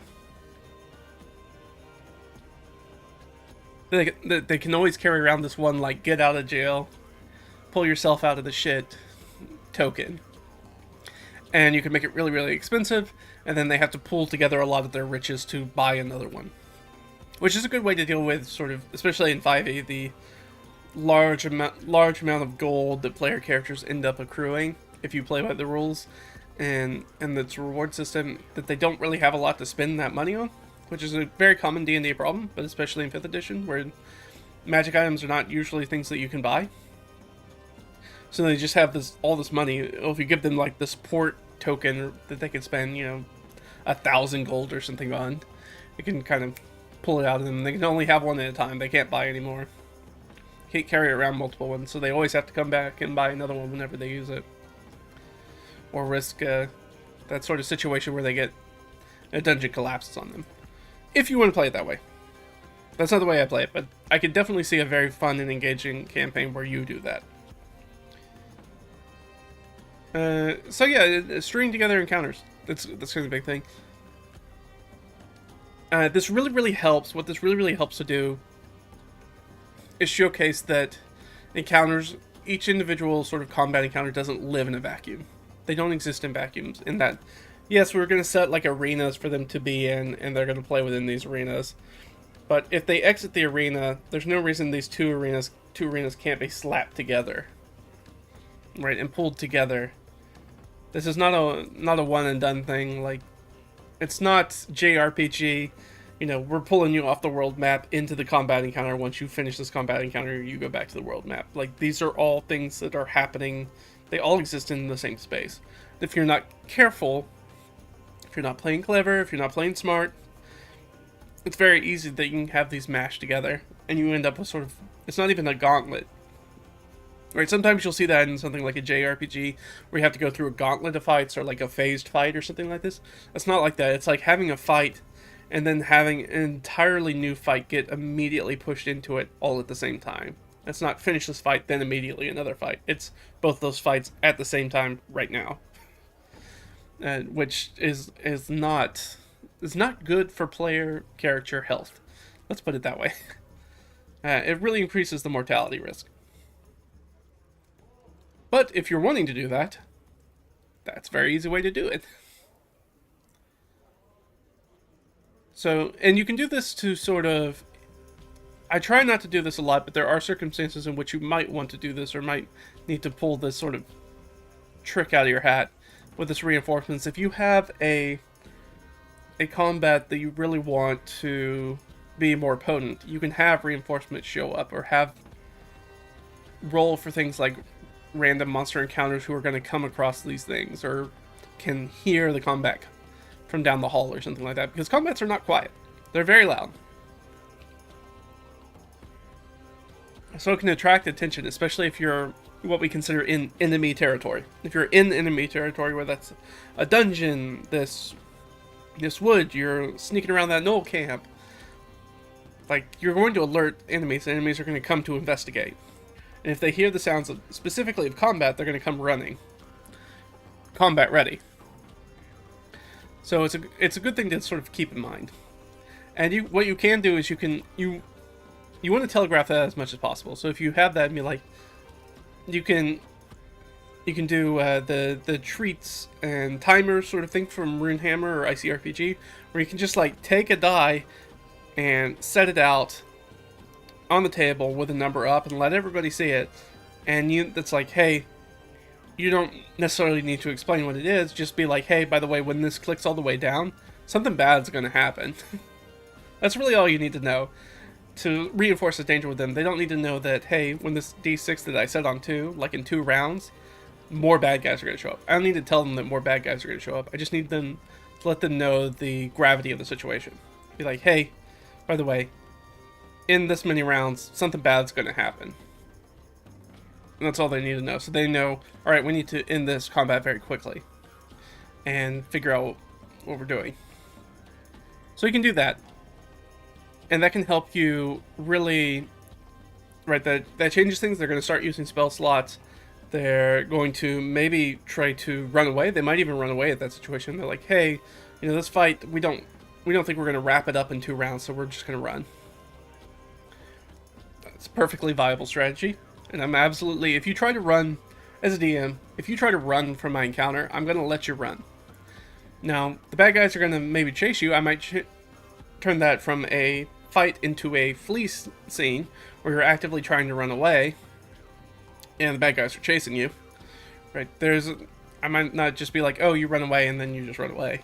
But there's going to be some sort of challenge, some sort of minute penalty, whether that's a little bit of damage or whatever, to trying to run away. For going into combat and then trying to get out of it. And I think flee scenes, like chases and flees, which a flee scene is just an inversion of a chase scene. It's just a chase scene going in the other direction. So instead of you chasing the bad guys are chasing you. Very similar. And so you don't want to make it too hard, but you do want to... It does sort of like stretch out that tension, which is really nice in the game, so you don't stop a combat and immediately lose the tension of the situation. Like, no, these things are actively chasing you and you're trying to get away from them. So you can still add a little tension, maybe there's a little bit more combat that happens.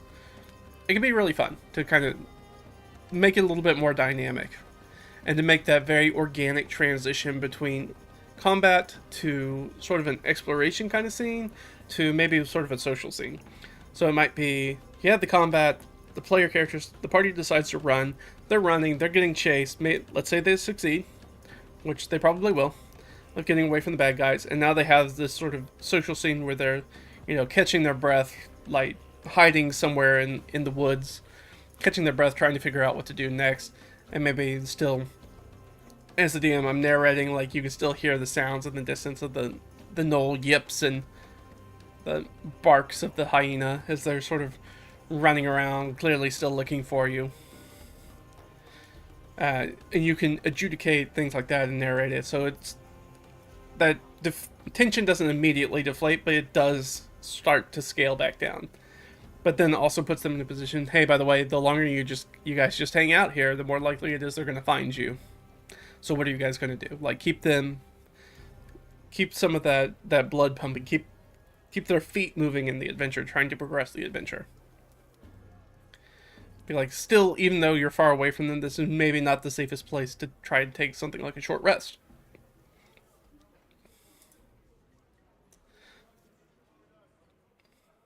And that kind of goes into this. So, stop worrying about encounter balance. So, and start worrying about telegraphing. So we did a lot of this kind of talking about encounter balance in the very beginning, right? This understanding sort of encounter balance and monster strategies, non-death resolutions, giving us all the tools to kind of build us up, our cupcakes and sledgehammers, our variable difficulties, moving us up to basically this. And I feel like a lot of content D&D or other sort of tabletop RPG content creators kind of go from this step to this step. You'll be like, hey, it's really... You'll get advice that either goes one way, that's like, hey, it's really important to sort of like balance, understand the system and kind of balance the encounters, to, actually, you know what, it doesn't matter. Do whatever you want. Right, the encounter balance doesn't work anyway, so stop worrying about it. Which is fair, right? That's not true, but I feel like it leaves all these steps in between out. There's a lot of steps between here and here, as we're looking at, right? There's a bunch of stuff that happens in the middle. And this is all basically, all this stuff that's in the middle here. This is basically Dungeon Master experience, right? This is you running stuff, understanding stuff, learning things, which I'm trying to sort of set out as key things to try to actively build on, so you don't, as a Dungeon Master or Game Master, you're not sitting here just trying to figure it out for weeks or months or years on end, trying to figure out how to become better at it, how to get to the point that these content creators feel like you should be at, because they feel like you should be here at the very top and then all the way down here at the bottom, and don't really talk a lot about the in-between parts. So that's why we're talking more about the in-between parts. So like, this is sort of a stepped progression to kind of help you get there. And what the things to sort of like specifically practice on adding to combat encounters to get you to that point. So stop worrying about encounter balance. Yeah, this is the thing that comes with experience. This is the thing that when you run enough and you get familiar enough with the rule system and the monsters and your party specifically, you can kind of hand wave a lot of encounter balance. You can look at things and be like, yeah, this feels about right. Or, I think this should be easy, but it could be hard. The important thing for me when I think about this is, and then I do this primarily in adventure design rather than specifically encounter design, because I'm thinking about it as sort of like holistically looking at it, stepping away so I can get sort of the context and the perspective of everything. And that's basically to be like, if I assume it's an easy encounter, what happens if it's a terribly hard encounter? Or what if I want this to be a very hard encounter and they end up cakewalking through it? Because that happens more often than we would probably like to admit. When we throw a really what we think is going to be a really difficult encounter at our players and they just waltz through it with good rolls or clever play, or they have that one specific spell that just kind of neutralizes the encounter. I've certainly done that plenty of times as a player, and you know, different dungeon masters deal with that differently. Some really like it, some think it's cool, some really hate it. I have tools in the game. I'm going to use the tools in the game. And like I said, I come from it from that resource management aspect. If I have one spell that I think can completely obliterate a fight, I'm probably going to use it if we get into that fight. There's no reason I wouldn't. Save all my party members' hit points, save all my friends' spell slots and character abilities. Why would I not use one spell to completely neutralize a combat encounter? That would be silly not to. So at this point, you stop worrying as much about the encounter balance. You're experienced enough in it that you feel pretty good about eyeballing things, and you have the tools, right? You have this knowledge under you where you look at things and you can create a combat encounter pretty quickly, and you can add some of these other things to that combat encounter to sort of help flesh it out. And you feel, oh, I can make a pretty good combat encounter almost on the fly. I mean, maybe you can do it on the fly. It's still better to usually prep them. But you can make a pretty interesting encounter pretty much on the fly if you need to at this point. Once you're sort of at this experience level as a dungeon master or game master. And you start worrying about telegraphing, which means, like I said with the overpowered construct example from the game that I ran, is it's okay to now start throwing completely inappropriate combat encounters, monsters into combat on both sides. Right? You can throw incredibly powerful monsters in there and be like, hey, right, we're gonna use telegraphing because I want to. Where's that? This, right? Because we're focusing on an alternative party or PC objectives. This is very, if you watch Seth Skorkowski's, I believe it's his heist video, where he talks about planning a heist, where he talks about the dragon in that, where he talks about having a monster, having some sort of combat encounter that's so overpowered that's an unwinnable situation, basically.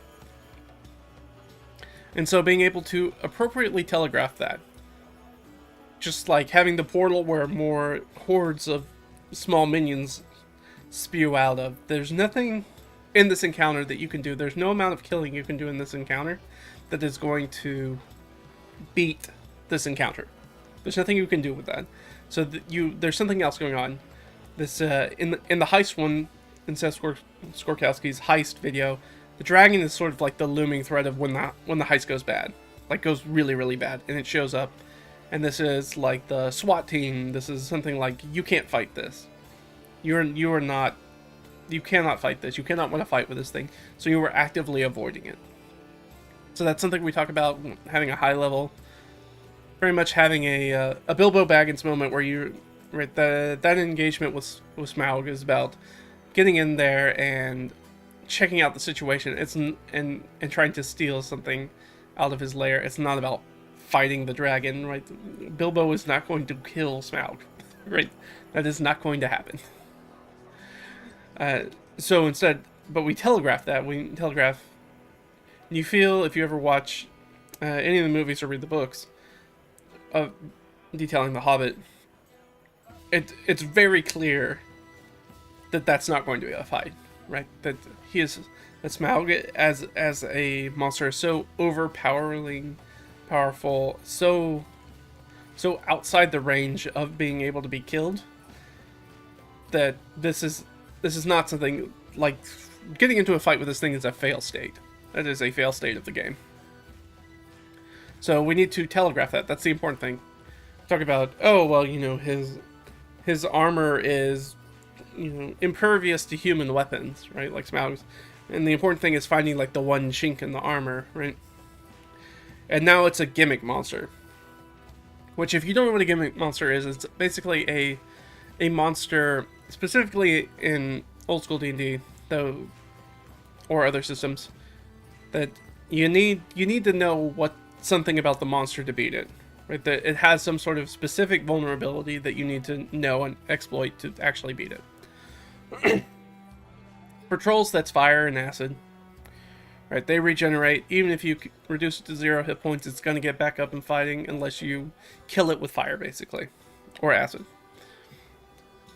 So that's one. The Medusa, like a classic Medusa Gorgons one, right? It's going to turn you to stone, so you've got to figure out some way to get around this blinding light. For werewolves, it's silver. Right, you need to have some sort of silver weapon to be able to damage them because they're immune to bludgeoning, slashing, and piercing from non-magical weapons. So, unless they're silver. Things like that. Vampires with stakes through the heart and sunlight. Those, what we think of as often classic monsters, are gimmick monsters. Tend to be gimmick monsters. So you can use that as part of your telegraphing. Which would be a very cool way to have an encounter with a very, very powerful creature that they can sort of asymmetrically fight. It's very fun. Or you can use it to basically chase them around around the dungeon. I have a very funny story about playing one of the published Pathfinder adventure paths, where you end up fighting no, it's not a Medusa. But it's something like Medusa. But instead of its head, it's like a mirror that turns you to stone, I think, when you look into it. And the DC for it is super low. You kill that monster, we took that magic item, you go to the next sort of encounter dungeon, where you're supposed to be harried by like a big ogre or something like that. I can't remember. And it's supposed to sort of like kite you... the way that it's built up in the adventure path is that it's supposed to sort of kite you through the dungeon, Well, we came across it in, like, the first encounter we came across it, pulled out the mirror, you know, shone the mirror at it. It rolled like a 2 on its save. It failed, and we immediately took out the big bad because they immediately turned to stone, and we were in a stairwell, and we're like, we just push it down the stairs and watch it crumble. Okay. And DM's like, well, there pretty much goes all the planning for the adventure, so now it's just mop-up duty. So, I mean, it's fun things to do, but you just like we talked about with the magic items, if you give the monsters magic items, you have to assume that they will fall into the hands of the players. It did, even though it has a really low DC, that doesn't mean that the monster is immune from it. So, if you give something like that that's a very potent magic item, even if the DC is really low, you might have a boss monster fall victim to it. So, keep those in mind. So, telegraphing is a very fancy way, and it's really more of an OSR term. But it's about being able to showcase the threat level of an encounter or a monster before you come into it. So it's giving you the little clues, the little tidbits of what's to come. It's very sort of cinematic in that language too. Is that if you come across rooms that have scorch marks all over them, if they have half-eaten bodies, or monsters that have been ripped in, like forcibly ripped in half by through sheer brute force, things like that, that kind of showcase, oh, there is something like big and really bad in this dungeon. We need to be careful about that, because that and these need to be, the examples you need to show are not like, hey, it's a kobold that's ripped in half. It's like, oh, this is like a bugbear that got ripped in half. Like, that's a big monster to rip in half. Like, that takes a lot of strength, and a bugbear is not a super slouch of an enemy. So the bugbear is pretty strong. So if it's grappled a bugbear and was able to rip that bugbear in half, then we know that this is a very strong creature that's in here, and we know that it's probably like some sort of big giant of some type or something like that. Especially if it didn't eat the bugbear, if it just ripped it in half. So you can do that to sort of like give them clues about what's coming up and whether or not they want to fight that thing. Or with the all the scorch marks, maybe it's some sort of big fire elemental, maybe it's a dragon, whatever. So start giving them these clues and showcasing that it's really bad. And if they meet people and talk to them in the dungeon, they can tell them about, like, telling them about that monster, whether because the players ask about it, or just goes out, the NPC can just go out of their way to tell them about it, or to be worried about it or something. You can inject it pretty naturally, be like, hey, are you servants of the dragon or whatever who are here? Because maybe they're not servants of the dragon, something like that. It's very easy to sort of do that. So start telegraphing that stuff, like showcasing that stuff. It's very much, if you ever play the original BioShock game, and the first time that you get introduced to a Big Daddy is watching that Big Daddy fight somebody else. Like, that's telegraphing. That's showcasing the threat of the Big Daddy as far as the Big Daddies in BioShock.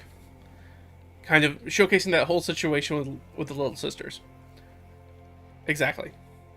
So doing those sorts of things. Now, be aware that if you ever put your player characters in a situation where they can see an action scene happening, like 9 times out of 10 they're going to get involved in that action scene because they don't understand that that's more of a vignette. Right? They believe they're the main characters and they should take action. That's why in something like BioShock, right, they don't let you take part in that scene, right? That's just something you watch. It's a cutscene, basically. But there are no cutscenes in something like a tabletop RPG, so if you showcase them, they're 9 times out of 10 they're going to find some way to get involved if they can, by some sort of ridiculous hijinks. So you have to be very careful with framing devices like that. If you put it in front of the players are probably going to try to fight it at some point. That's why we're doing all this telegraphing, to be like, hey, you don't want to do that.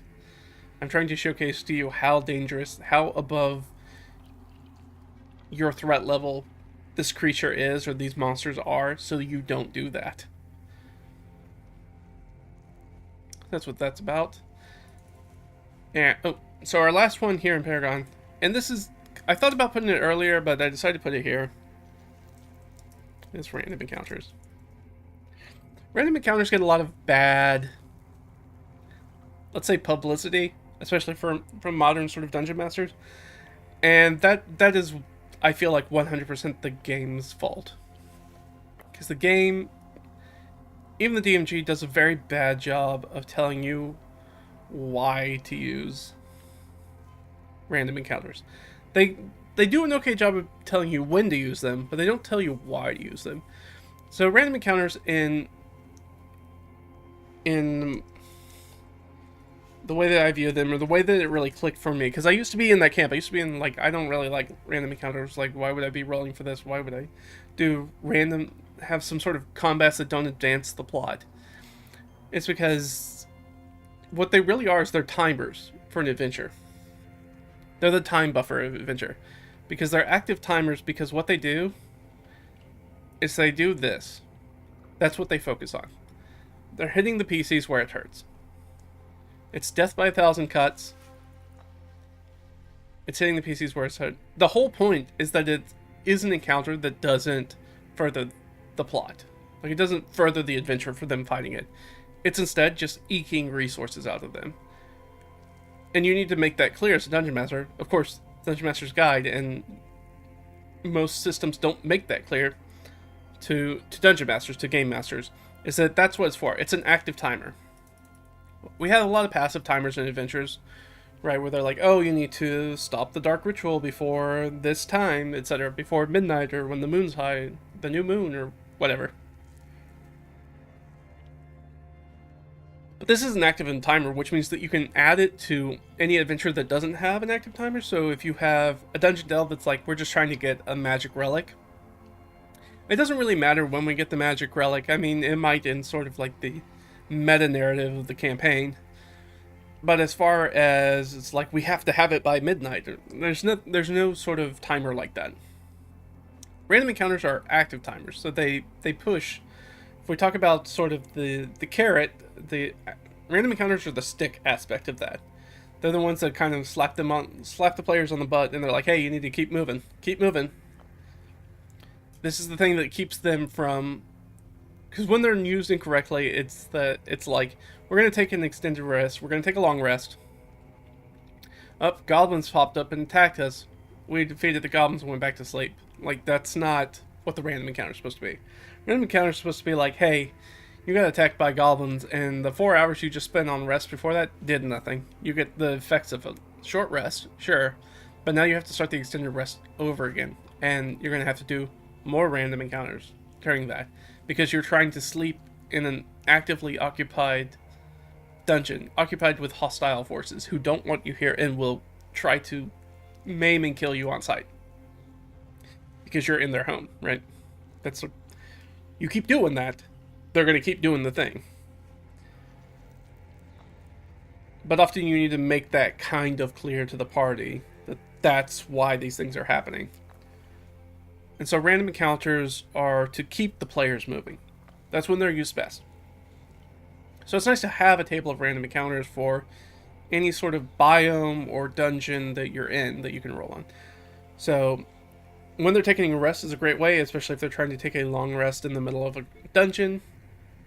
It's a bad idea. You get punished for bad ideas until you learn that that's not a good idea. The other ways that it works is that if players get stuck. I know Matt Colville has talked about this on his channel before, and I don't think he was relating it specifically to random encounters, but they're very tied together. So let's say you want to put a puzzle in your dungeon. And the players are struggling with the puzzle because puzzles tend to kind of go one of two ways. Either it's a puzzle that one of the players kind of already knows. Whether that's a specific riddle, or they're just really good at something like Sudokus or spatial puzzles or whatever, and they just very quickly do it. And you're like, oh, well, that seemed like kind of a wasted encounter. They didn't really spend a lot of time on it. Or it kind of goes the other way, where they end up getting stuck and they don't know how to proceed and they don't know how to do the solution. This can happen really often with like codes or cryptograms or ciphers, things like that nature, that are not super intuitive, not super easy to figure out. You can run into that a lot of times, which is one of the reasons why I don't often put puzzles in my games, because they're just a flat stop. It's a big old stop sign in the game.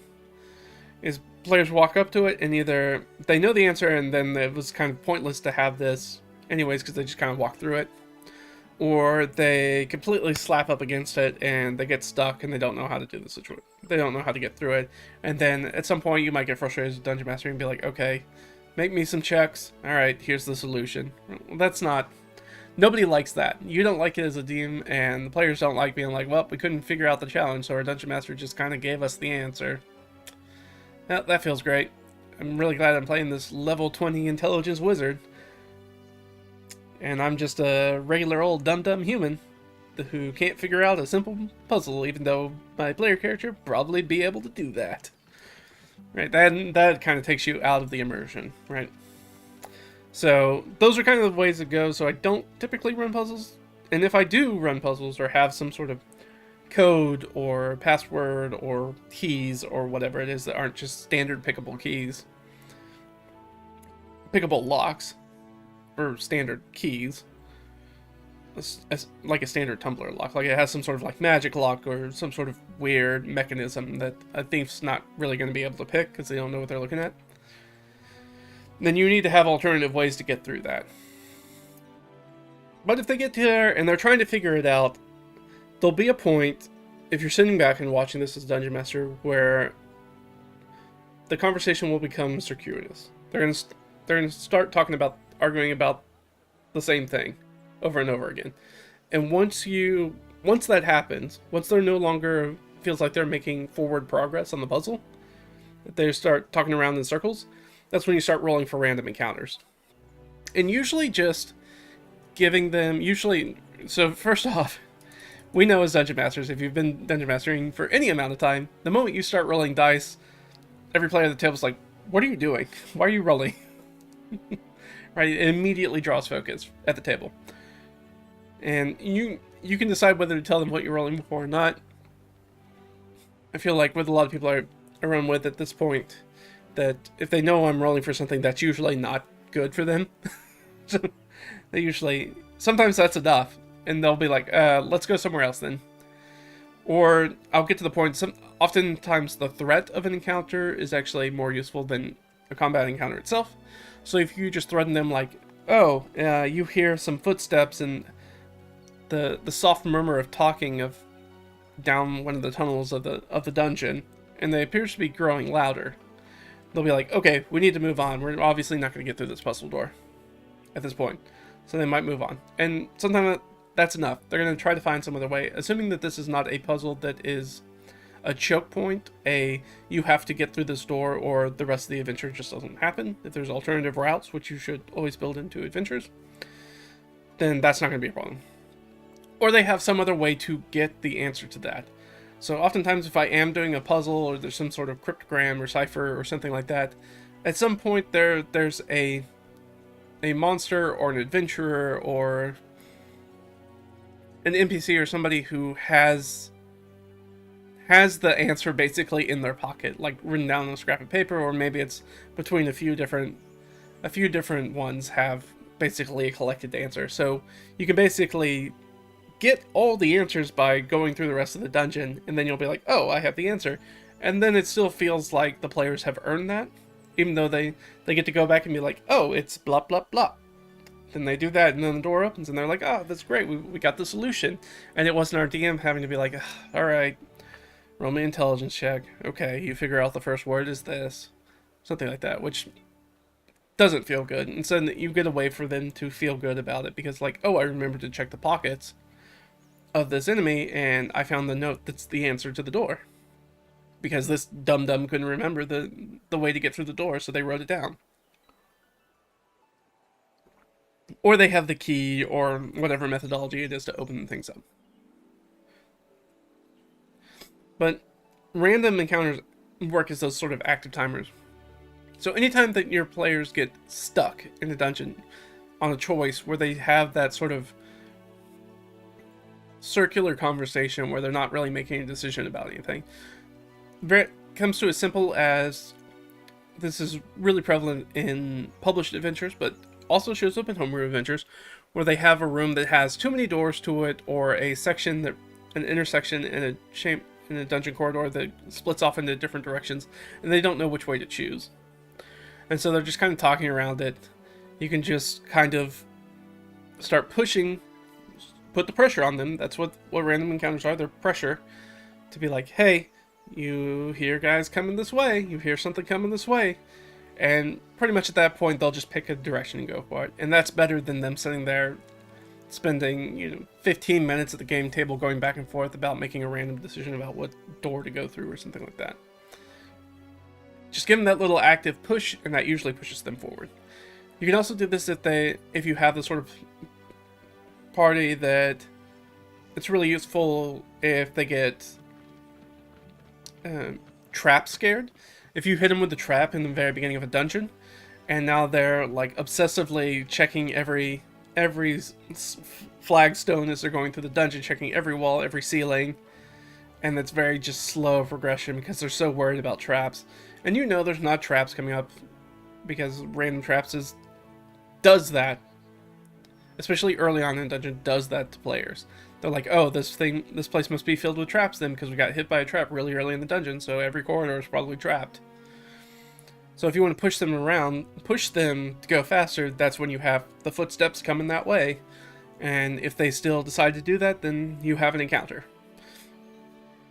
An encounter that really doesn't net them any treasure, doesn't really net them any experience, doesn't really net them any more information or advances the adventure plot in any way. It just sucks resources from them.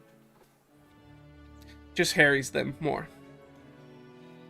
And at some point they'll be like, we don't want to have extra encounters, we're going to just keep moving. Which is what you want. You're trying to get them to keep moving. Now, don't do that and be like, they're worried about traps, and then I harry them and then run them directly into another trap. They're not going to be happy with you as a dungeon master or game master if you do that. If you use the threat of a combat to push them into another trap that they otherwise would have found by searching. You can also just speed it up and be like, I assume that you are actively looking for traps now. And when you're going down the corridor, whoever's in the front is actively looking for traps. So give me your marching order. That's a very easy way to do that. Often if I do that, I run traps a little bit differently anyways. I often tend to run the traps have active stealth against a passive perception score, rather than have them active, instead of having the player characters determine that they are always actively, whether they are actively looking for a DC that is the stealth level of a trap. Something like that. So I just kind of invert it to make it a little bit more interesting. Just kind of ask for the person who's up front, what their passive perception is, or what their passive investigation. I guess passive perception is, and assuming that they are looking for traps, so if they have any specific bonuses for finding traps, like if they have stone cunning or something like that, that might add to it and give them the bonuses from that. And then just have the traps roll active stealth against that passive score when they come across it. So yeah, that's pretty much random encounters. You use it to sort of push things forward. That's generally how I use it. Is that it works as an active timer rather than having a timed because not every adventure is going to have a timed condition. You need to do it before X happens. So it's helpful to have a different way to sort of push, a different sort of method, a different dial you can tune in to sort of push player characters along the adventure progression. In random encounters, that's how random encounters are supposed to be used. They're not just supposed to be, well, random. They are random as to what the encounter is, but they have a very specific purpose in the game. And oftentimes that isn't communicated very well to DMs or GMs, and they either figure that out or they don't ever figure it out. Because I've played with a lot of DMs and GMs who have never really figured that out about random encounters, so they don't ever use them. And they're like, no, it's a tool. It's just a tool for a very specific purpose. It's not to fill time. Like, when random encounters are not really used well is, like, random attacks on the road. I mean, I say that, but I do that. I have planned encounters on roads, on like overland travel. But if we're doing like hexploration, if we're like hex crawling and just like investigating stuff, then yeah, you're gonna come across random stuff, right? I'm not gonna plan out specific encounters for specific hexes because I have no idea in a hex crawl what direction the party's gonna go. So instead I'll have like random encounters, and again, those random encounters are often not explicitly combats. There's often a lot of times where the sight lines are so far away when the encounter starts. The encounter starting distance is so far away that players can choose to avoid them. They can try to go up and talk to humanoid creatures if they want, even monsters. And that's feasible sometimes. So there's a lot of ways to use them. But the important thing is why you use them. And that's really only something you get at sort of like that Paragon level, which you're like a quite experienced dungeon master or game master, when it clicks for you, like this is how you use random encounters and why you use them in the games. It's a pressure dial. It's to keep the pressure on the PCs. And to stop them from like the 15-minute workday kind of things. They're like, oh well, we're gonna take an extended rest a long rest in this dungeon. It's like, well, that's really dumb because this dungeon's full of bad guys, and assumedly, unless your party's really smart and did a bunch of cleanup after every fight they've done up to this point, where they've scrubbed down any blood stains and hidden all the bodies, they're gonna know somebody's in here. They're gonna be actively looking for you. They're gonna find you. There's no reason they won't, especially if you're resting for like 8 hours. They're gonna find you. They have plenty of time. I don't run a lot of, the only time that might happen is if you were running something like a mega dungeon that is a sprawling labyrinth that's so huge that it's unlikely that somebody might come by all the time, walk through this specific passageway all the time. But otherwise, most small dungeons, yeah, there are people moving through at all hours of the day and night. You're gonna get found. They're gonna find you. And they're going to attack you, and they're not going to stop attacking you for 8 hours to make sure that you get, some quality shut-eye. They're not really concerned with that. That's not their motivation. That's not their monster motivation. Yeah, that's everything in the Paragon. So now we're gonna drop in. We're gonna do this last one. We're gonna talk about our god tiers, our very important stuff up here. I'm just moving my notes so I can see them a little bit. Here we go. Of course, if you guys have any questions up to this point, make sure to drop them down. I will address them as possible. So now we're down at the very bottom. We're down to, if you've been doing all this stuff, you're running, especially, you see a lot of this Paragon stuff. We see that now we're talking about things that are outside, sometimes the very specifics of building combat encounters.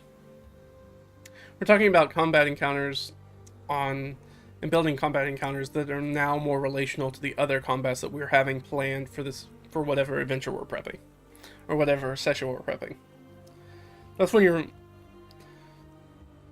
you can really tell, like, you're really experienced dungeon masters. Now you stop thinking about encounters as like their own sort of things.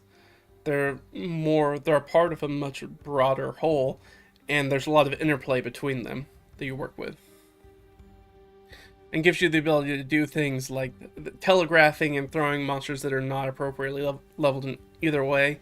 You can also do, I think I glossed over it, but you can also do an encounter balance. We talked about sort of the dragon, the unkillable enemy that's so powerful, but you can also do the opposite of that, where you can actually start to make the players kind of feel a little bad. It's be like, you're just mopping up kobolds who are trying to live their lives. So, and you're like 11th level adventurers. You guys aren't exactly doing anything heroic here. You basically broken somebody's door and just decided to slaughter a bunch of weak creatures. Maybe you're not the greatest guys in the world. Which is very interesting. That can give, when I'm playing a player character, I like that sort of stuff, because I'm like, there's so many aspects where my player characters are like, well, I'm just not going to kill this creature. Like, I've already beat this creature. I've already won the day. I'm just gonna let him run away. I don't care. As long as they're not going to go get help, like, be like, hey, just get out of here. I don't care. To show mercy is a very It's a very cool aspect to add to the RP of a character, as a player character, is to add that sort of merciful aspect of it. Be like, yeah, we don't need to kill these guys. We're like, hey, if you ever show your face around here again, I will kill you. But otherwise, you know what? You guys do you. It's fine. Just get out of here. I don't need to kill you. I've killed enough things.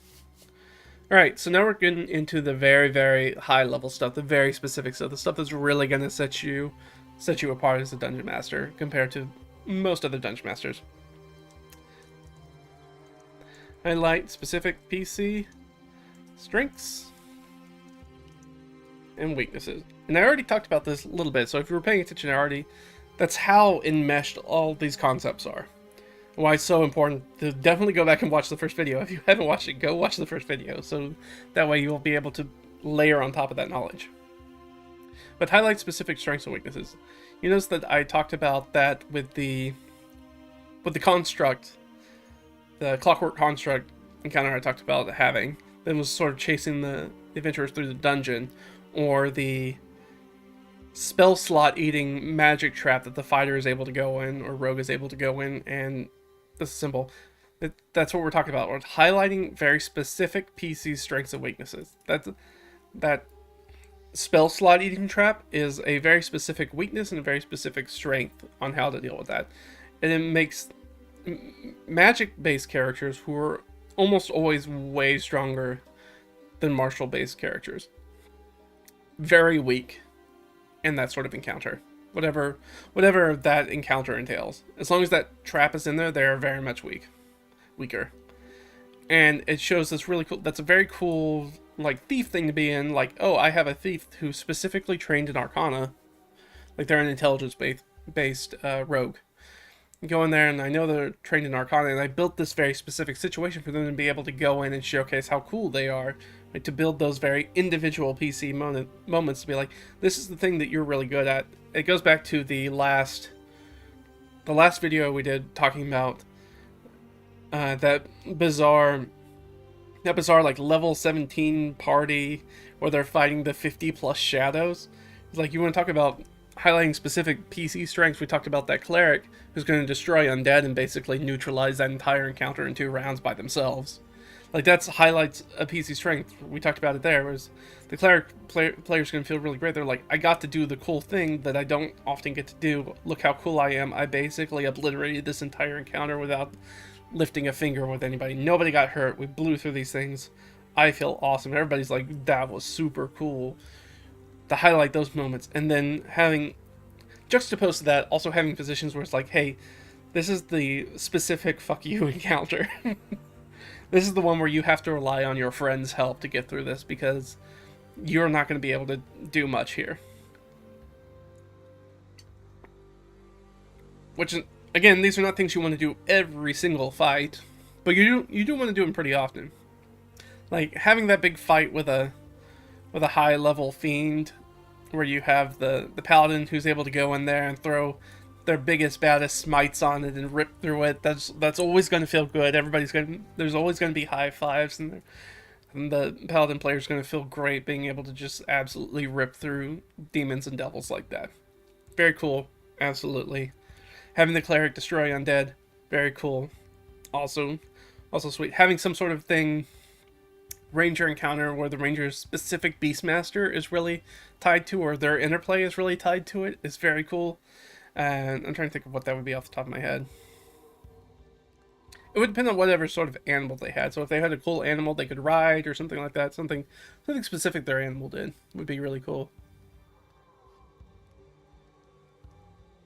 Like I can imagine having a wilderness sort of adventure where there's maybe like, we'll use the wide, no, let's use something like a Periton. A flying bad creature that's really hard to deal with when they're flying.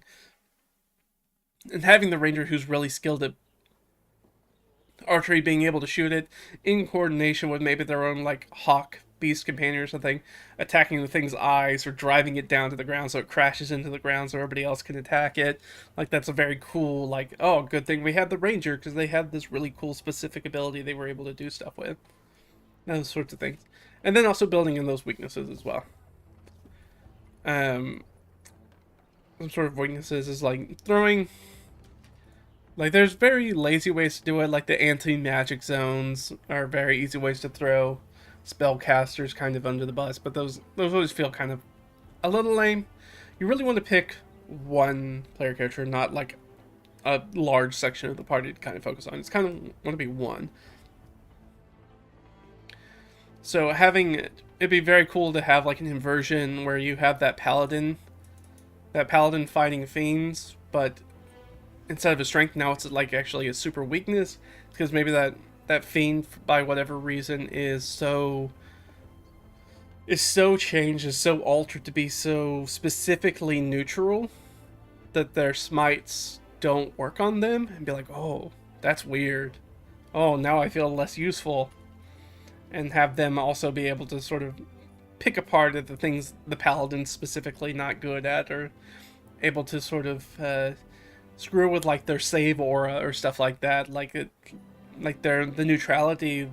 There's this neutral aura they have that actually dampens and cancels out sort of their holy aura. It would be really cool, right? The thing is like, oh well, I've got to rely on my friends because this thing's really coming after me, and kind of focus on one specific characters. You can do that with like Nothics and wizards and things like that. Those can be really cool fights. Really focus on their weakness, and maybe trying to turn a wizard into its own Nothic would be really very interesting and charming. Learning all its secrets and running away and all that sort of stuff. And maybe instead of so Nothics by definition kind of learn your secrets, but what if instead this is like an extra powerful Nothic, and maybe it's stealing information from you, and like it's stealing your prepared spells out of you or something like that. Like that's what they're doing to the wizard, like eating that out of it, and then maybe now they're able to cast it in that encounter. Maybe, you know, you're fighting the Nothic, and the Nothic is able to do their thing, and then you just ask the wizard, hey, what 3rd level spells do you have prepared today? Okay, well, you don't have that one prepared anymore, and then he turns around, and now the Nothic casts Fireball on the rest of the party. Be like, oh no! Like, the wizard's such a liability, you gotta get out of here, it's stealing your knowledge, and it's fueling the bad guy. Yeah, it's a cool idea. Like, this is the sort of things you start getting into when you're that higher level sort of dungeon masteries. Like, you're gonna break the game now, you're gonna do all sorts of weird stuff with the game. And you want to highlight those very specific PC strengths and those very specific PC weaknesses to make it feel very personal challenges for them, and very personal, like high moments, and then moments where they have to really rely on their friends, where they're kind of the liability of everything. Like we said, we could do maybe instead of a paladin, maybe it's a fighter in heavy armor. Well, we're going to throw them into an encounter where the room fills with water.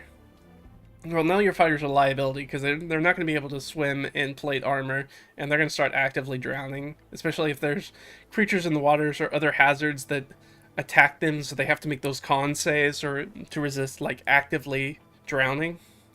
Those sorts of things where you can have really cool things like, now I have to really rely on the rest of the party to carry me through this one, because this one is, I'm just not going to be useful, and I'm going to be a liability in this combat.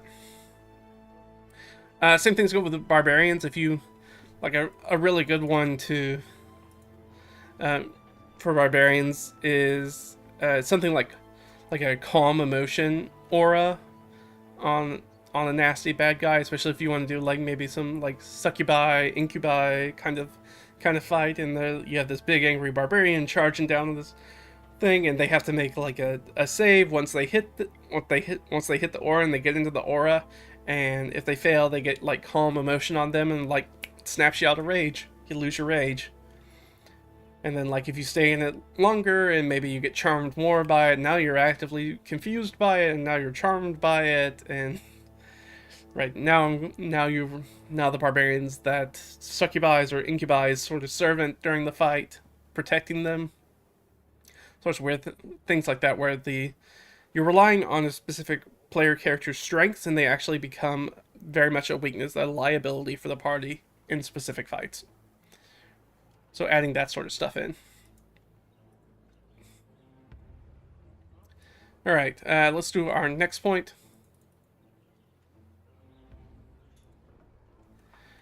So this is a fun one. This is one that doesn't get brought up very much.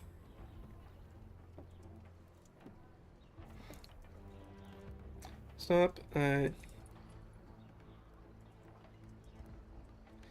do I want to phrase this? It's definitely written down very weird in my notes. So how do I want to phrase this specifically? Let's just say stop combat escalation.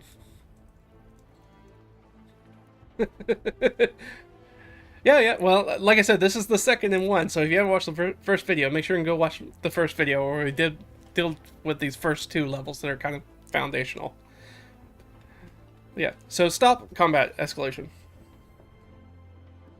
If you've been running D&D or any TTRPG for a while, especially these action-based ones, whether that's Pathfinder or any sort of OSE or other OSR sort of stuff, you almost always come across some sort of internet advice where it talks about, like, my players are just they're just curb stomping all my combat encounters. Like they're just so good, and I keep making harder and harder encounters, and they just keep galvanizing and getting better and better and better at fighting them. And how do I stop this combat escalation? Because now it's screwing up my ability to sort of figure out, because now this stuff up here doesn't really make sense anymore, because they're so well honed at very specific combat stuff that now the gauges I'm using to try to figure out whether something is an appropriate encounter or not now no longer work.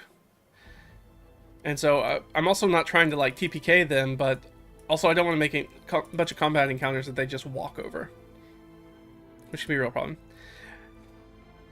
And a lot of the advice that I see often online, it kind of talking about this kind of very specifically about like how to build. Some of it is this stuff about like how to build like more nuanced encounters that have kind of more stuff going on, or other ways to challenge it other than just throwing monsters that have more hit points, better armor classes, and better attacks at them. But some of these other sort of like nuanced stuff with other dials that you can mess with in encounters. But oftentimes that doesn't actually stop the combat escalation. With a bunch of boons for the party, that you prepared then with a bunch of boons for the party. Yeah, I can see that going either way. You'll have to let me know whether that worked out really well or not so well for you. You could definitely make some OP player characters right there if you start adding a bunch of boons to a dungeon. So with the combat escalation, we want to stop that. So the thing is that you are feeding that echo chamber. If you reward optimizing for combat with harder combats that they feel like they have to optimize for, and then you have to make harder combats and they optimize more for combat and you bring harder, you're just escalating the issue. That's all you're going to end up doing in the end. And this is really, really good if you have a group of players that are really combat keen. They're very strong power gamers, they're very strong slayers, they're really focused on that specific aspect of the game. Then you're always going to do that. The only way to not feed that is to stop giving them positive feedback for putting all their eggs in the combat basket. You actually want to reduce the number of combats that you're getting in, or make the combats actually easier. Because if you make the combats really easier and there's less volume and less difficulty in those encounters, what you're going to end up with is you're going to have players who feel like they have a handle on combat. They have a handle on the combat. So they have this idea that they are very comfortable in a situation that they feel like they're going to come out on top. Which is good. That's what you want. Because one of the things, and I played with a group for a very long time that the DM did this, where there was a lot of combat escalation, where it was like, I felt like every time I was leveling up my character, every time I had to make a character choice decision, it was like, okay, what is the most optimized combat thing I can do at this level? What sort of trait can I take that can be absolutely going to make my character better for working with the party, better able to do their one specific one-trick pony thing, or whatever it is. because I have to, because if not, I'm going to get the snot kicked out of my character, I'm going to be the liability for the party, nobody's going to be happy with me, etc., etc., etc. Even though, me as a player, I'm not super power gaming. I mean, I enjoy having I want to have a character that feels adequate in combat, that feels like they contribute, that they're strong in combat, that are capable.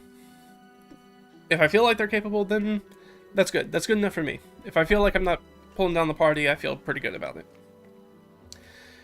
You see, if you want your characters to not being so combat oriented, you have to start steering them away from combat. You have to give them these sorts of things, right? That we talked about, those dragon encounters, things that they can't, things. You have to give them the alternative PC objectives. You have to give them things in fights where killing monsters is never going to be the answer. And if you can do that, they'll start to learn, okay, or you start throwing more exploration encounters at them. You can throw some more puzzles at them. You can throw some more environmental things they have to get across, like more traps and hazards and things like that. More social encounters, things that they can't, other situations that they cannot fight their way through to advance the adventure. If you start to do that, if you start to put that pressure on them, they're going to feel more comfortable about taking character options, non-combat character options. That's spells that they prepare, abilities that they choose, whether that's archetypes or whatever their subclasses. They're gonna skills that they put points into. If they feel like if they're not riding the razor's edge in combat all the time, then they can feel more comfortable taking the non-combat stuff, which maybe they want. That kind of gives them a more well-rounded player character. It kind of gives them those, tool proficiencies and, my character doesn't really have a lot of charisma, but I'm going to give them intimidation anyways, because I feel like that's just sort of how they address things, right? That's a good thing for the barbarians, even though barbarians rarely get to use their intimidation, because it's a charisma skill, and the charisma is usually their dump stat, or next to their dump stat after intelligence. So having those sorts of things, they kind of push more participation in those exploration and social encounters, and that's going to relax them a bit. Or they don't feel like they always need to be gearing up for some tough as nails fight, which is really, really helpful. So most groups I find are groups are different, but it's been my experience, at least my personal experience, that most groups are pretty okay doing 1 to 2 sessions of gaming in a row where they don't have a combat. Any more than that, and they start getting really antsy. Now, if you have a very combat, power gamey, Slayer type of group, you can probably only get away with 1 session. But you can always have a session that doesn't have any combat in it. That's perfectly fine. You still have 2/3 of the game to play with. There's still lots of investigation they can do, lots of talking to people they can do, putting them in those situations where killing somebody is probably not helpful for whatever they're trying to get done. Where you toss in like a mystery or something like that, and you can still have action scenes in it. Like I said, you can really rely on those sort of chase scenes or those fleeing scenes, like chasing down somebody when you try to like you think, like, let's say you're doing a murder mystery thing, and this is a suspect, and you go to talk to the suspect, and you twinge on something, or you roll a bad social check, or whatever it is, and they do a runner. They take off. They go running. And now it's a chase scene. You have to chase them down, but you also don't want to kill them, because you're still trying to question them. But that gives your, like, more active, more combat-focused things. They can use some spells to sort of, like, trip them up, or knock them down, or slow them. They're entangled, they can do cool fightery things because they're going to have really good athletics, things like that, where they can chase after them and do those. And just kind of like knock them down, hold them, grapple them, and hold them, and drag them out. And maybe if you do that in a crowded market, maybe the guards get involved, and now you have to have the talky people talk to the guards, and maybe you have to have the fighter who knocks this person out and like throws them over, fireman style, over their shoulder, and has to like run off. Now the guards are chasing you, and this is a totally different fleeing scene now. So you just transition them very naturally into one another and do that. And there's still a lot of action, but it's not combat, right?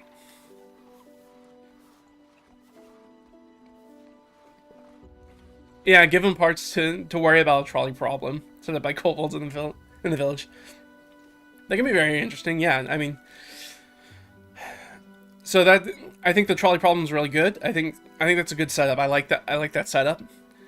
I do think that this is where, if you're going to do a situation like that, you definitely want to focus on this part right here. If you're going to do that, the random encounters part, because like I said, you're going to get to a position where if you set up a very classic trolley problem, where the players are going to start talking around in circles about which is the best action. So you want to make sure that you give them that random encounter, that sort of push to be like, you have to make a decision one way or another. You can't just sit here for 20 minutes at the table and him and haw about which way is the right way. Like, it's a trolley problem. There's objectively not a right or wrong answers in the trolley problem. That's how it goes. Morally, right? That's the whole ethics dilemma of it. Well, yeah, I mean, chase scenes, ideally you don't want to have a chase scene where the enemies can just absolutely have a different movement vector, or like flying, where they can just fly away. That's not, because then it's not much of a chase, right? If they can't catch them. If it's some sort of like low flying thing, and maybe they can jump up on the roofs and jump onto the back of one of them, that'd be really cool way to take them down. Or there's some way that they can't, fly straight up and just end the chase that way. Swimming's another good one. Like, if you give them like a pond or something they can swim through, it's like you can run around the pond, but it's going to be a little bit more difficult for you. Or they're going to stay in the pond, and then you can surround the pond and then try to grapple them and get them out of there. It's very cool. You don't want to... It should be a challenge. You don't want to set up a chase scene where it's not much of a chase, like they're just going to get away. If you want the bad guy to get away, you can just have the bad guy get away. Like you said, you can just have them fly off. Right? That's very easy to do. You can have them teleport or something like that. But a chase scene is about having action.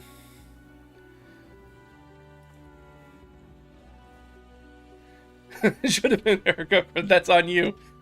That's on you. Yeah.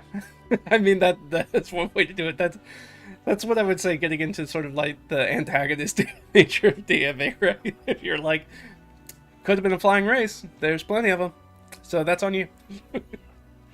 Or they should have some lead up. Like I said, the telegraphing aspect, if you know that you have a...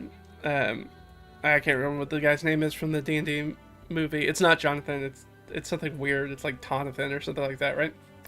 And where you know that it's an Aarakocra, or you know it's a flying race, and so the players know going into it that they need, if this guy tries to run, they need to have some way to deal with them not just being able to fly off, or corner them while they're indoors or something like that.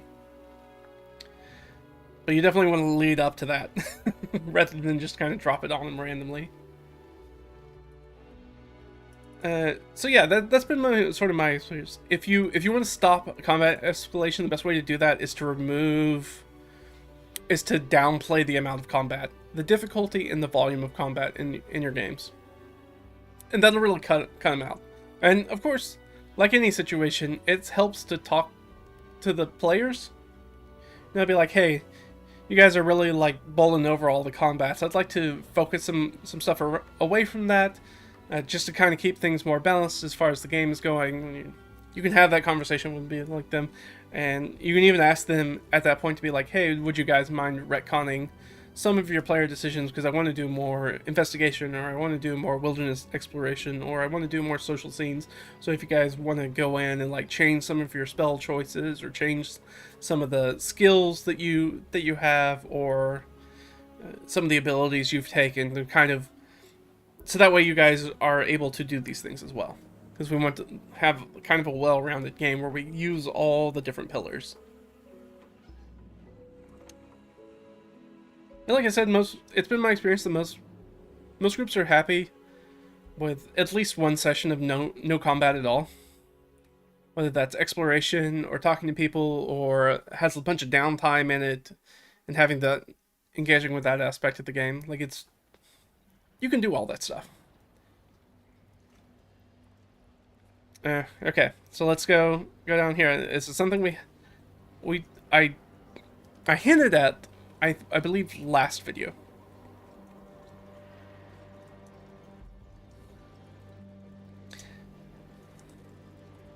So multiple faction combat encounters.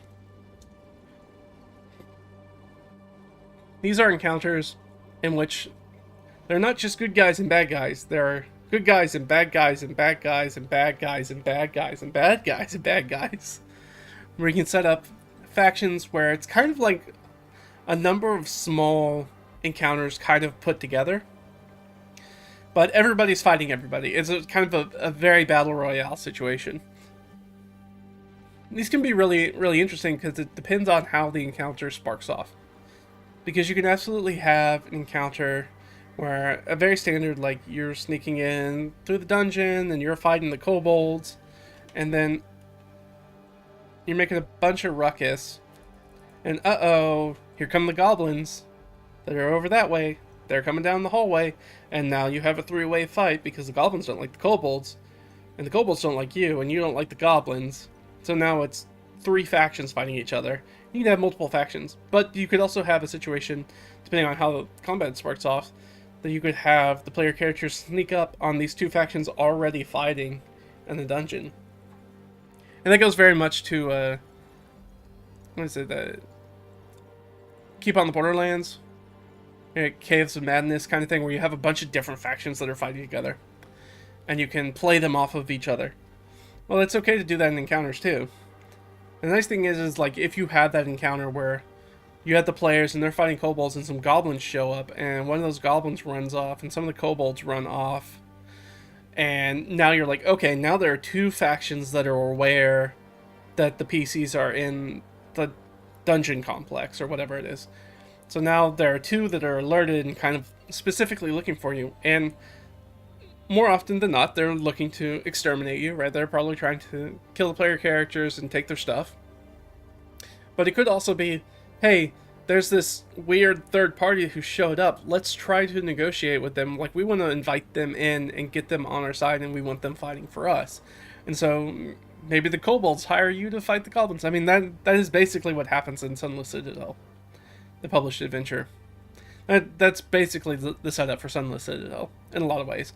Is you literally have kobolds that are fighting goblins, and depending on which faction you run into first, you can actually parlay and work with them and get on one of their sides.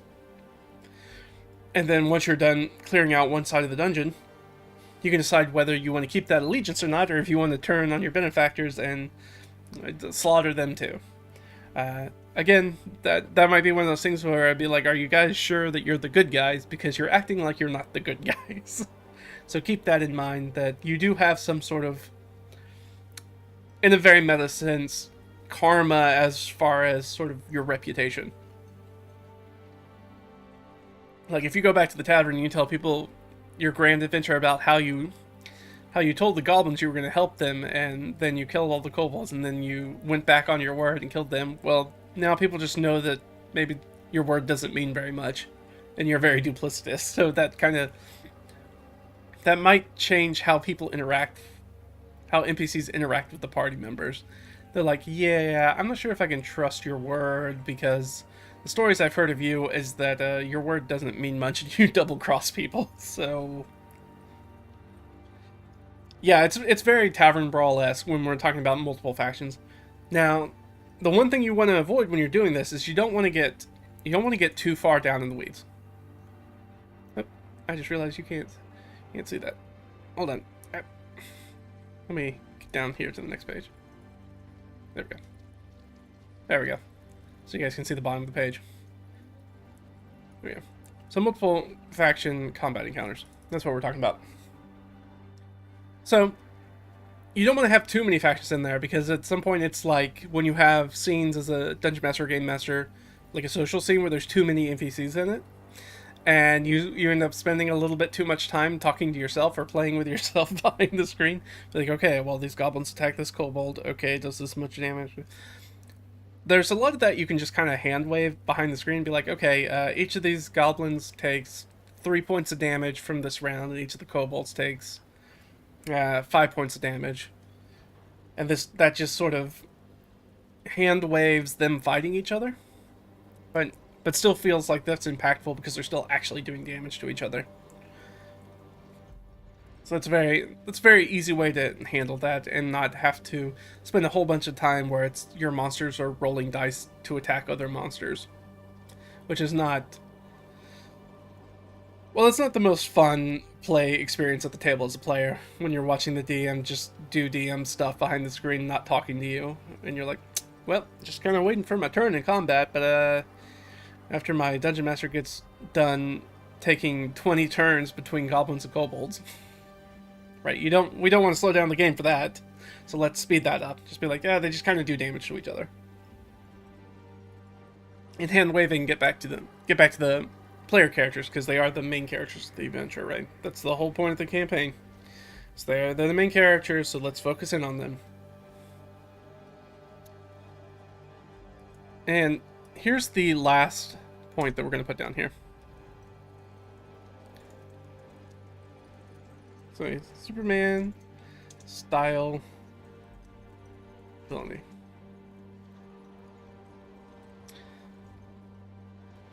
So what does that mean? What does Superman style villainy mean? What is one of the problems? So there's an aspect that Superman shares with D&D characters, especially high-level D&D characters. And one of the problems that often comes up in a lot of comic book hero kind of things, but specifically with Superman, is that how do you threaten Superman? The guy's basically impervious. Outside of his, like, one weakness of kryptonite, or, you know, an eclipse, I guess, from the sun, because he derives his power from the sun, from Earth's sun. How do you threaten a guy that's basically bulletproof, has X-ray vision, laser eyes, can faster than a spinning train, flies over buildings, right? So overpowered compared to anything that they really deal with for the most part, at least human-wise, right? That's why you have all those sort of like extraterrestrial threats often for Superman. But how do you threaten that? And that's the same thing that we deal with sometimes, especially when we get into higher level play. Is that how do you threaten the player characters when they're so powerful? They're so powerful. You do the same thing, which is really more Spider-Man era, but, you know, it's more of a Spider-Man. It's used most effectively, I feel like, for Spider-Man. Is that you attack the things around them, right? Your villainy is about attacking around them. Yes, you need to add a reverse flash. That's absolutely what you need. Yeah. That is exactly what we're talking about. Yeah. No, the solution we're looking at here is we need to attack what's important to them that's not them. Right? We attack around the party. You know, what are their favorite NPCs? What are their safe havens, their strongholds, their patrons, etc. This, like, if you want to see the most clear, probably pop culture example of that as far as D&D is concerned, it's the introduction of the Chroma Conclave in the first campaign of Critical Role, right? Absolutely comes in, absolutely rips through Tal'Dorei, starts killing off powerful NPCs that are and threatening the party's friends and the place that they thought they were safe and all that stuff. They're attacking around the party rather than really the party themselves. I mean, they do have a fight, but right, it's really about attacking what's around them, being like, there's never going to be a safe place for you. Your patrons are gone. I'm attacking your strongholds when you're not there, because at the end of the day, especially with a D&D party, they can only be in one place at one time.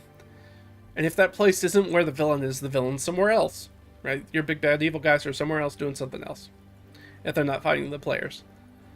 So there can be a lot of cat and mouse. There can be a lot of, very sort of mustache twirling evilness, where you're like, oh, well, I've taken your favorite grung bad guy that you turned into basically like the party's favorite NPC. Well, I've stolen them and tied them to the railroad tracks. You best come save them. Right? Hamstringing them into an adventure and be like, hey, well, if you try to do anything bad to me, well, I'll just kill your friend. How about that? Give me what I want. And you're kind of adding these more sort of moral dilemmas to them, because that's more effective sometimes than being like, hey, I'm just going to send assassins at these high-level characters in the night, which is another way to do that, but when you hugged your crush and failed the charisma check. But it was me! Yeah. Exactly. So, yeah, that's what we're talking about with the Superman style villainy, is now, right, it kind of goes back in. Now, that gets, Superman style villainy gets beyond sort of the specifics of individual encounter building. That's, you're setting up different stakes.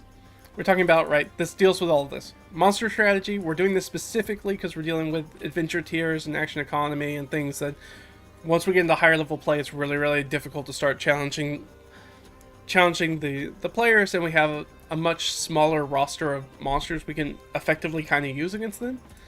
They have a different strategy, right? They're trying to do something. They're not just stealing, they didn't just steal your grung friend just to steal your grung friend. It's because they want something from the party, right? Or they want the party to not be at a specific place at a specific time. So if we steal your grung friend and then tell you to come rescue your grung friend, and while you're doing that, we're doing some other sort of devilish villainy thing because you weren't in the place protecting the thing you were supposed to be protecting, and now now the villains got one up on you because they were smart. Non-death resolution, it's not that important. Environmental use, right? There's gonna be a lot of that, right? If we pick maybe all, for whatever reason, the entire party's immune to poison, well, I'm still going to take one of your valuable NPCs, or suffuse your stronghold with poison. Like if there's a cloud kill kind of thing that rolls through your stronghold, and the player characters wake up to find that they're perfectly fine, but everybody else who was in the stronghold got killed by the cloud kill poison gas during the night. And you're like, oh no, now that's right. Again, mustache curling, like super evil villain, like, ha ha ha. You may be safe from me, but your friends are not. You'll never stop me. Monster pick and mix, yeah, very same thing. We're gonna set up very specific things. This is when we start to dial in things where we talk about the parties having very specific strengths and weaknesses. It's when you start being like, hey, even high level characters kind of suck in the water, or when they have to do aerial combat. So doing things like that, the pick and mix. Variable difficulty, well, we're always going to be doing that. Monster motivations, right? We have very specific things that we're trying to do. Whether that's kidnapping them, or maybe we're sneaking in and stealing their prized gear, or something like that. Again, we're hitting the PCs where it hurts, especially at higher levels. Especially at very high levels, we're no longer, as Dungeon Masters, particularly interested in doing straight hit point damage to party members. You're talking about when hit points are into the triple digits, when you have player characters with triple digit hit point pools, what's the point of going after hit points? Like, you're much more likely to kill a player character or put them in severe peril by giving them exhaustion levels at that point, or taking stat damage or things like that. Things that make them worse really seep at their power, because that's another problem, especially with Dungeons and Dragons and its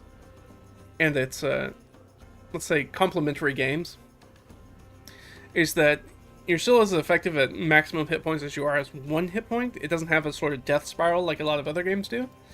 And because of that, you need to hit them where it hurts. You need to put them in a position where they're not as capable as once they were, because that's going to make them feel a lot more threatened than just taking off a portion of their hit points, a fraction of their hit points, one swipe at a time. Clever play ideas, right? Remember, the monsters can do that too. This is when you have your kryptonite, your Lex Luthor kryptonite gun or whatever. That sort of thing happens to their clever play. You have a very specific thing that deals with that. And maybe you have somebody who runs up to that paladin who's got some sort of like vial bolt.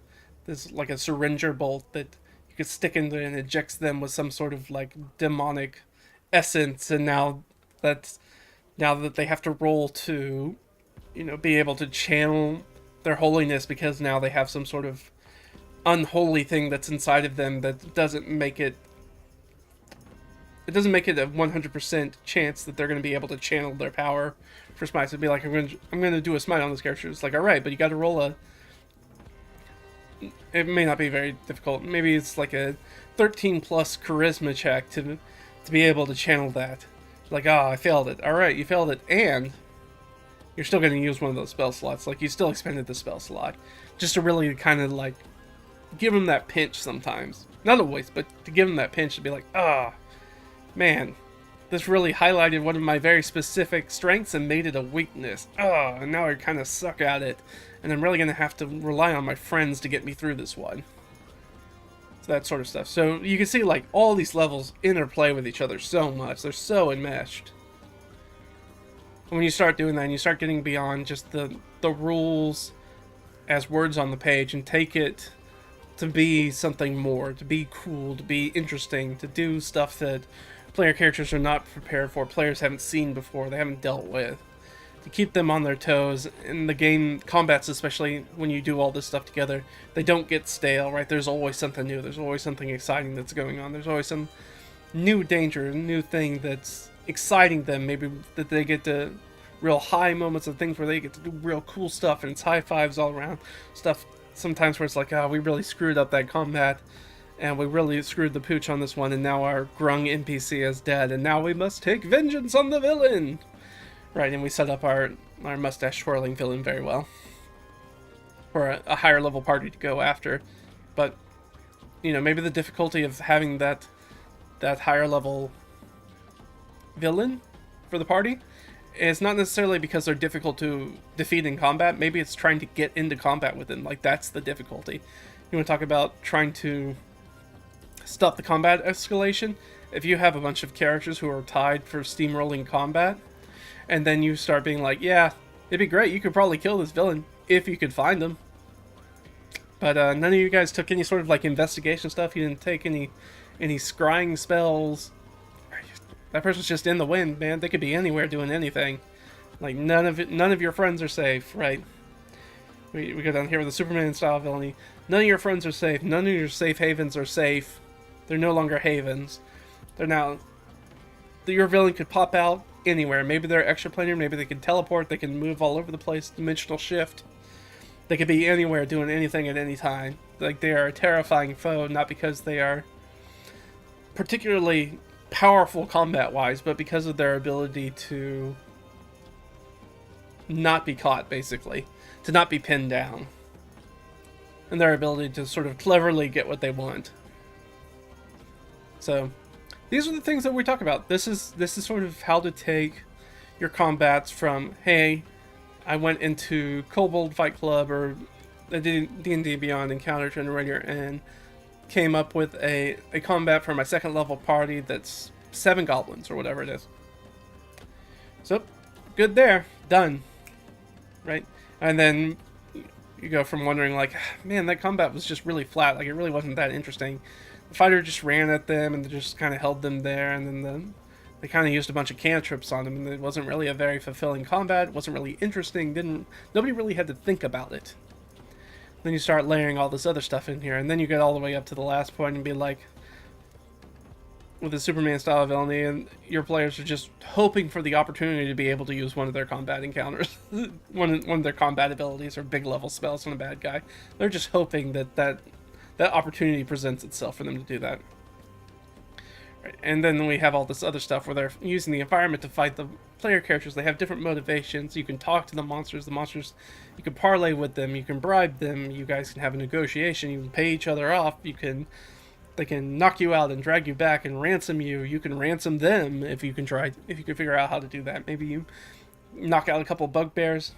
Maybe you get that bugbear ambush. It happens. You knock out the bugbears. You drag them back, and you send a missive to their hobgoblin commander and be like, hey, we'll sell your boys back if you want. And maybe they do, maybe they don't, maybe they have that money. Maybe there's some other sort of thing that happens. Maybe negotiations break down and it's a totally other fight that happens. Maybe you're basically kind of stringing 2 fights together at that point because you have these 2 bugbears that aren't considered part of the fight, and then they break their bonds and they get into the fight from behind the player characters. And maybe that's where the wizard or the cleric is, and they lock them down and grapple them down and kick their holy symbols out of their hands and rip the wizard's book out of their hand and fling it across the room into a pond or something like that. and make the wizard useless, and doing all this sort of like fun asymmetrical fight where everything's really dynamic and people are doing other things other than I run up to the guy and I hit him with my sword until one of us falls over. That's the last thing that we want to try to do with this.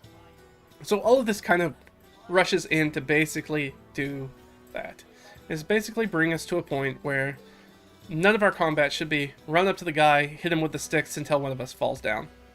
Or more precisely, until one of them, well, all the bad guys fall to 0 hit points. That's the one thing that we're trying to basically avoid. So one thing we don't want. So one thing we want to make dynamic, fun encounters. So when you have this many sort of like options, this many sort of dials to help you adjust your encounters when you're planning and running, you're going to find it much easier to just pull in to dial in the right level of danger, especially for homebrew adventures, and you can use the techniques to alter and improve published adventures you run. Because a lot of published adventures kind of have boring combats most of the time. So you can use these to kind of like zhuzh them up, right? You can hit them with that spice, sprinkle in that heat, that spice, to really make it different. Notice how the sorcerer isn't useless without an arcane focus. Yeah, true. I mean, a wizard should always... My thing is that a wizard should, in addition to their arcane focus, should always just have the backup, either arcane focus or components pouch. Because you need one or the other. It's like 10 gold. Spend it as a wizard to have a backup arcane. Have a way to do your... to have a secondary way to do your spells when somebody takes away your book or your staff or whatever. But the same thing still applies. I mean, you could still, like, grab a sorcerer and, like, keep them from doing somatic or verbal components. You could stuff a sock in their mouth, hold their jaw closed, cut their tongue out, grapple them and hold their arms behind their back. All sorts of stuff. So doing those sorts of asymmetrical combat stuff is really, really fun. So, yeah, the important thing... So we've listed out a bunch of stuff, a bunch of dials, different things you can kind of change.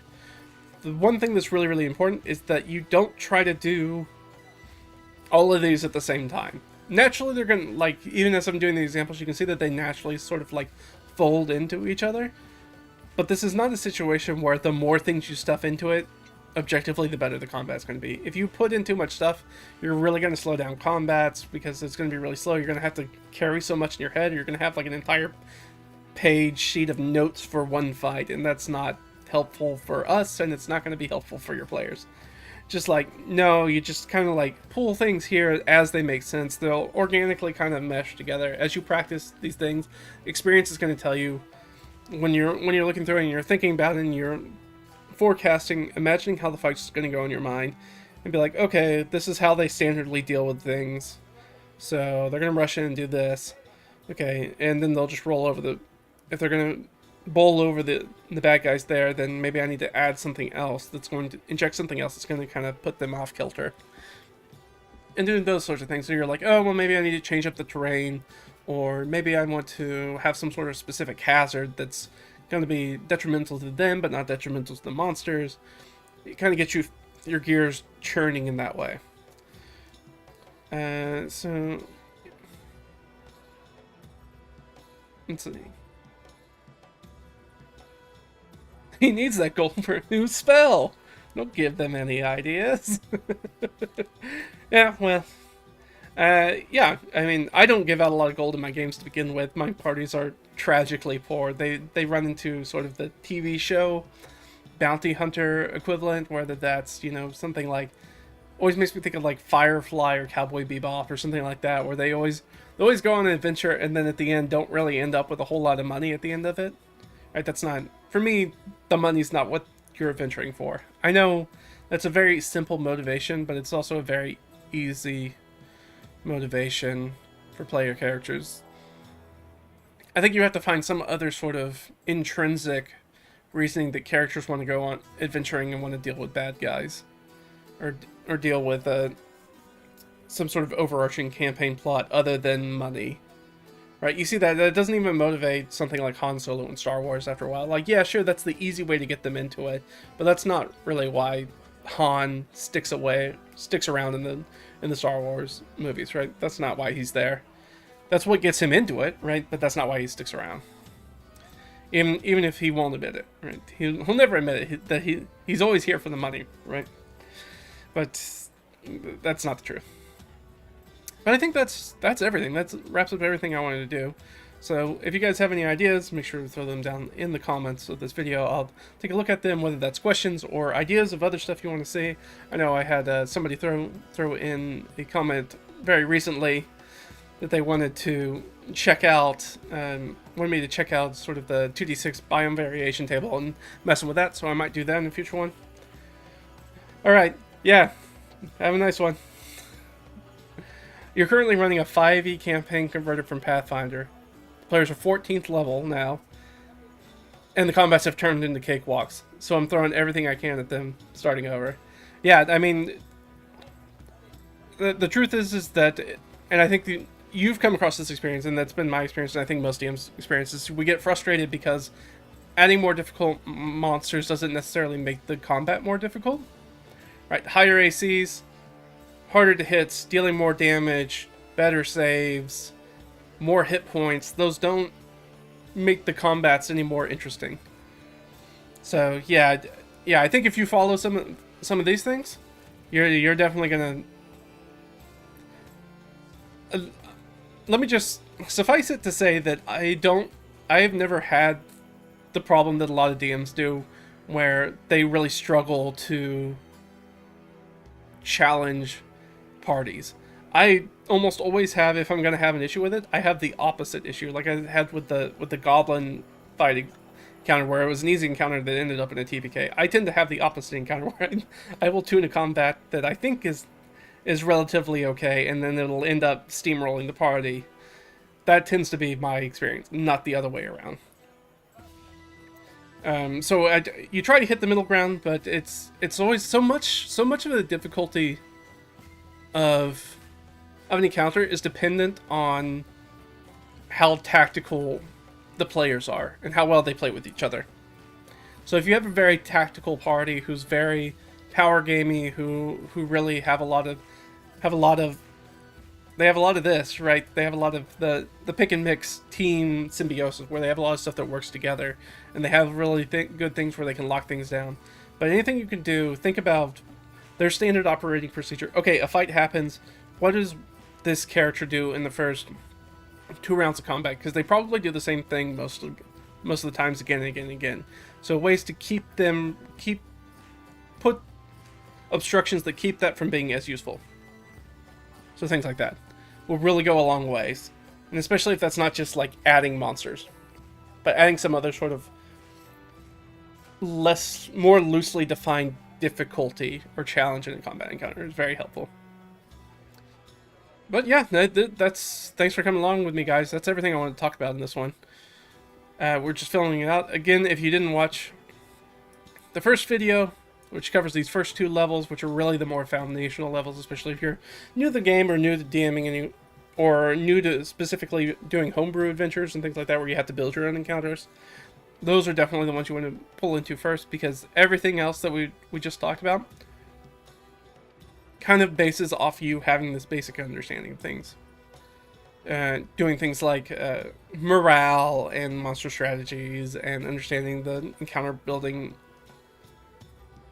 sort of tiddly bits, like the little noodly bits. The environmental use, and using monsters and arenas that work together, and doing the variable difficulties and monster motivation. But thanks for coming along with me, guys. This will be up, so if you haven't had a chance to watch this or the first one, you'll have plenty of opportunities to watch it. Make sure to like the video and if you haven't gone back, please go ahead and drop a little subscription, right? That's always helpful for us if you want to check out the channel and the other things we talk about. I also have a solo RPG series that I do on streams. We'll probably be hitting that back next weekend, same time, and I'll be doing that. I don't even know what session we are there. Maybe 36 in the solo RPG. And so if you want some more interesting information about how to watching me basically actively improvise running a game that I'm playing in at the same time, which is very interesting, check that out, and you can see me how I use some of the random encounters, use some of the stuff, because you'll find it very often that I end up using things like cover and other things that don't often come up a whole ton. But yeah. Oh, your players don't enjoy combat encounters if they are easy. Yeah. Like I said, that's a systemic issue. That's the same issue. I watched a video very recently about Skyrim, where somebody's going through Skyrim talking about how the stealth archer was inevitable. And there's a very good video game design quote, adage, whatever you want to call it. It's about, given the opportunity, players will optimize the fun out of a game. So if you have combat encounters, they will optimize themselves to the point where the combat encounters feel like cakewalks, and then they get upset about the cakewalks, about the combats being easy.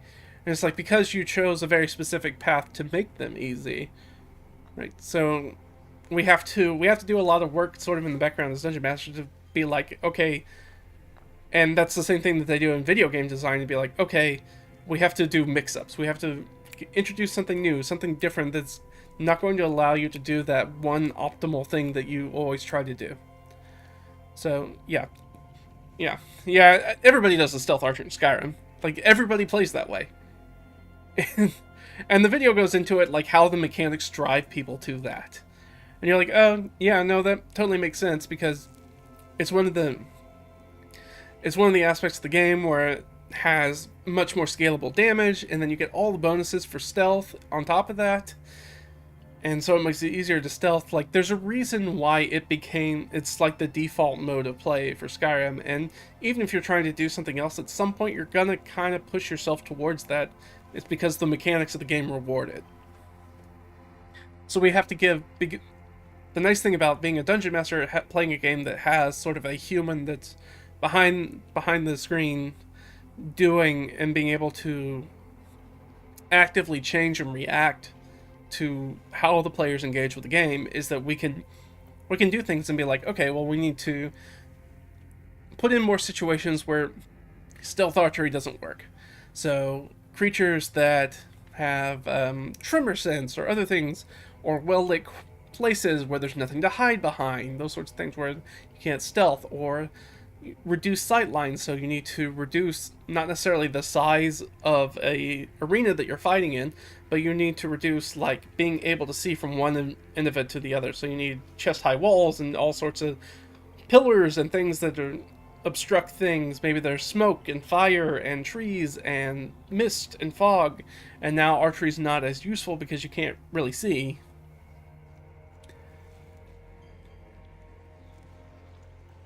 Oh, that's very interesting. Yeah, use the stone golems. So you want to change the stone golems to where only mundane weapons will harm them. That'd be interesting. And the only thing that I would consider is, like, what are your spellcasters going to do in that fight?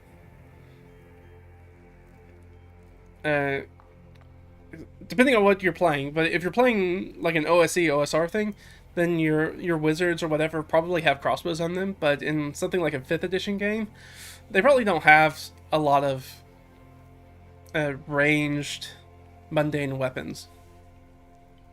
And I don't think that, well, any wizard that's probably doesn't have a death wish isn't going to run into melee with a giant stone golem. Yeah, so the spellcasters will be stumped. So, yeah, because you don't want to, I would advise, one of the things you want to look at is not making them completely useless. So find some way to, like I said, use these. If you want to use, where's it at? Use this. Focus on this for the spellcasters. Kind of push them towards this aspect, that facilitating clever play ideas. Have them be able to, like, use their spells, like shatter or other spells or other things that they can do, summons or things like that they can bring to the fight that will do mundane damage. The ability to use shatter on, like, a pillar and knock a pillar over on top of the golem or something like that. Give them ways that they can use their magic, but they can't use it like direct, Like, you can't directly damage this foe, so you have to come up with like a clever way, and I'm going to build some options for you. Like, if you want to use something like catapult or something like that and be like, yeah, catapult just does mundane damage. You can just throw rocks at this thing at 3d6, right? You can do that. Like, give them these things, but like magic damage by itself, it seems completely immune to. So yeah.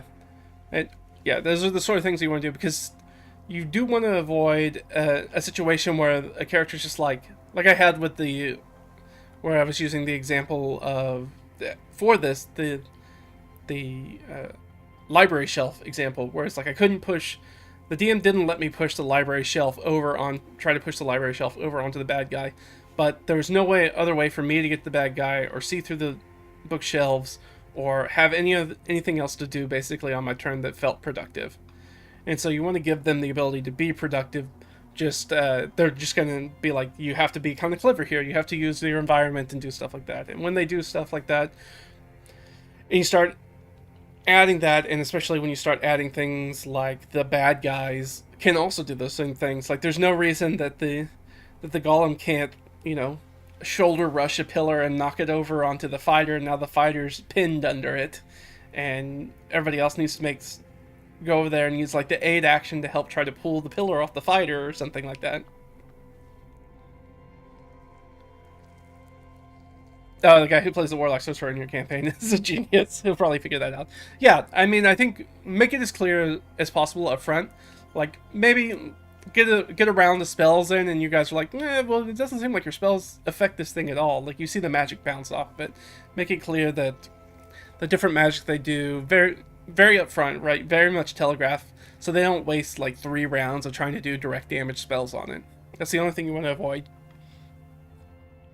You want to avoid them feeling like they're not being productive in the encounter in any way. That's really the only thing you need to worry about, I think, with that encounter.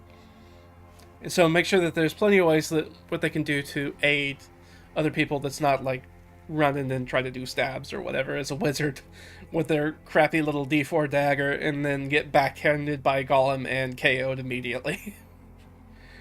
But yeah, I think I'm going to call it there. Thanks for coming with me, guys. Hope you guys had a lot of fun. Hope this was really interesting. Make sure to go and watch the first video if you haven't done that. Subscribe. We'll do more of this stuff all the time. Check it out. We also have a blog, reddragonfiend.com, that has more of this kind of stuff if you want to get really in-depth on a bunch of stuff. Got a lot of stuff there. Mostly DM-focused, but also some player-focused stuff there.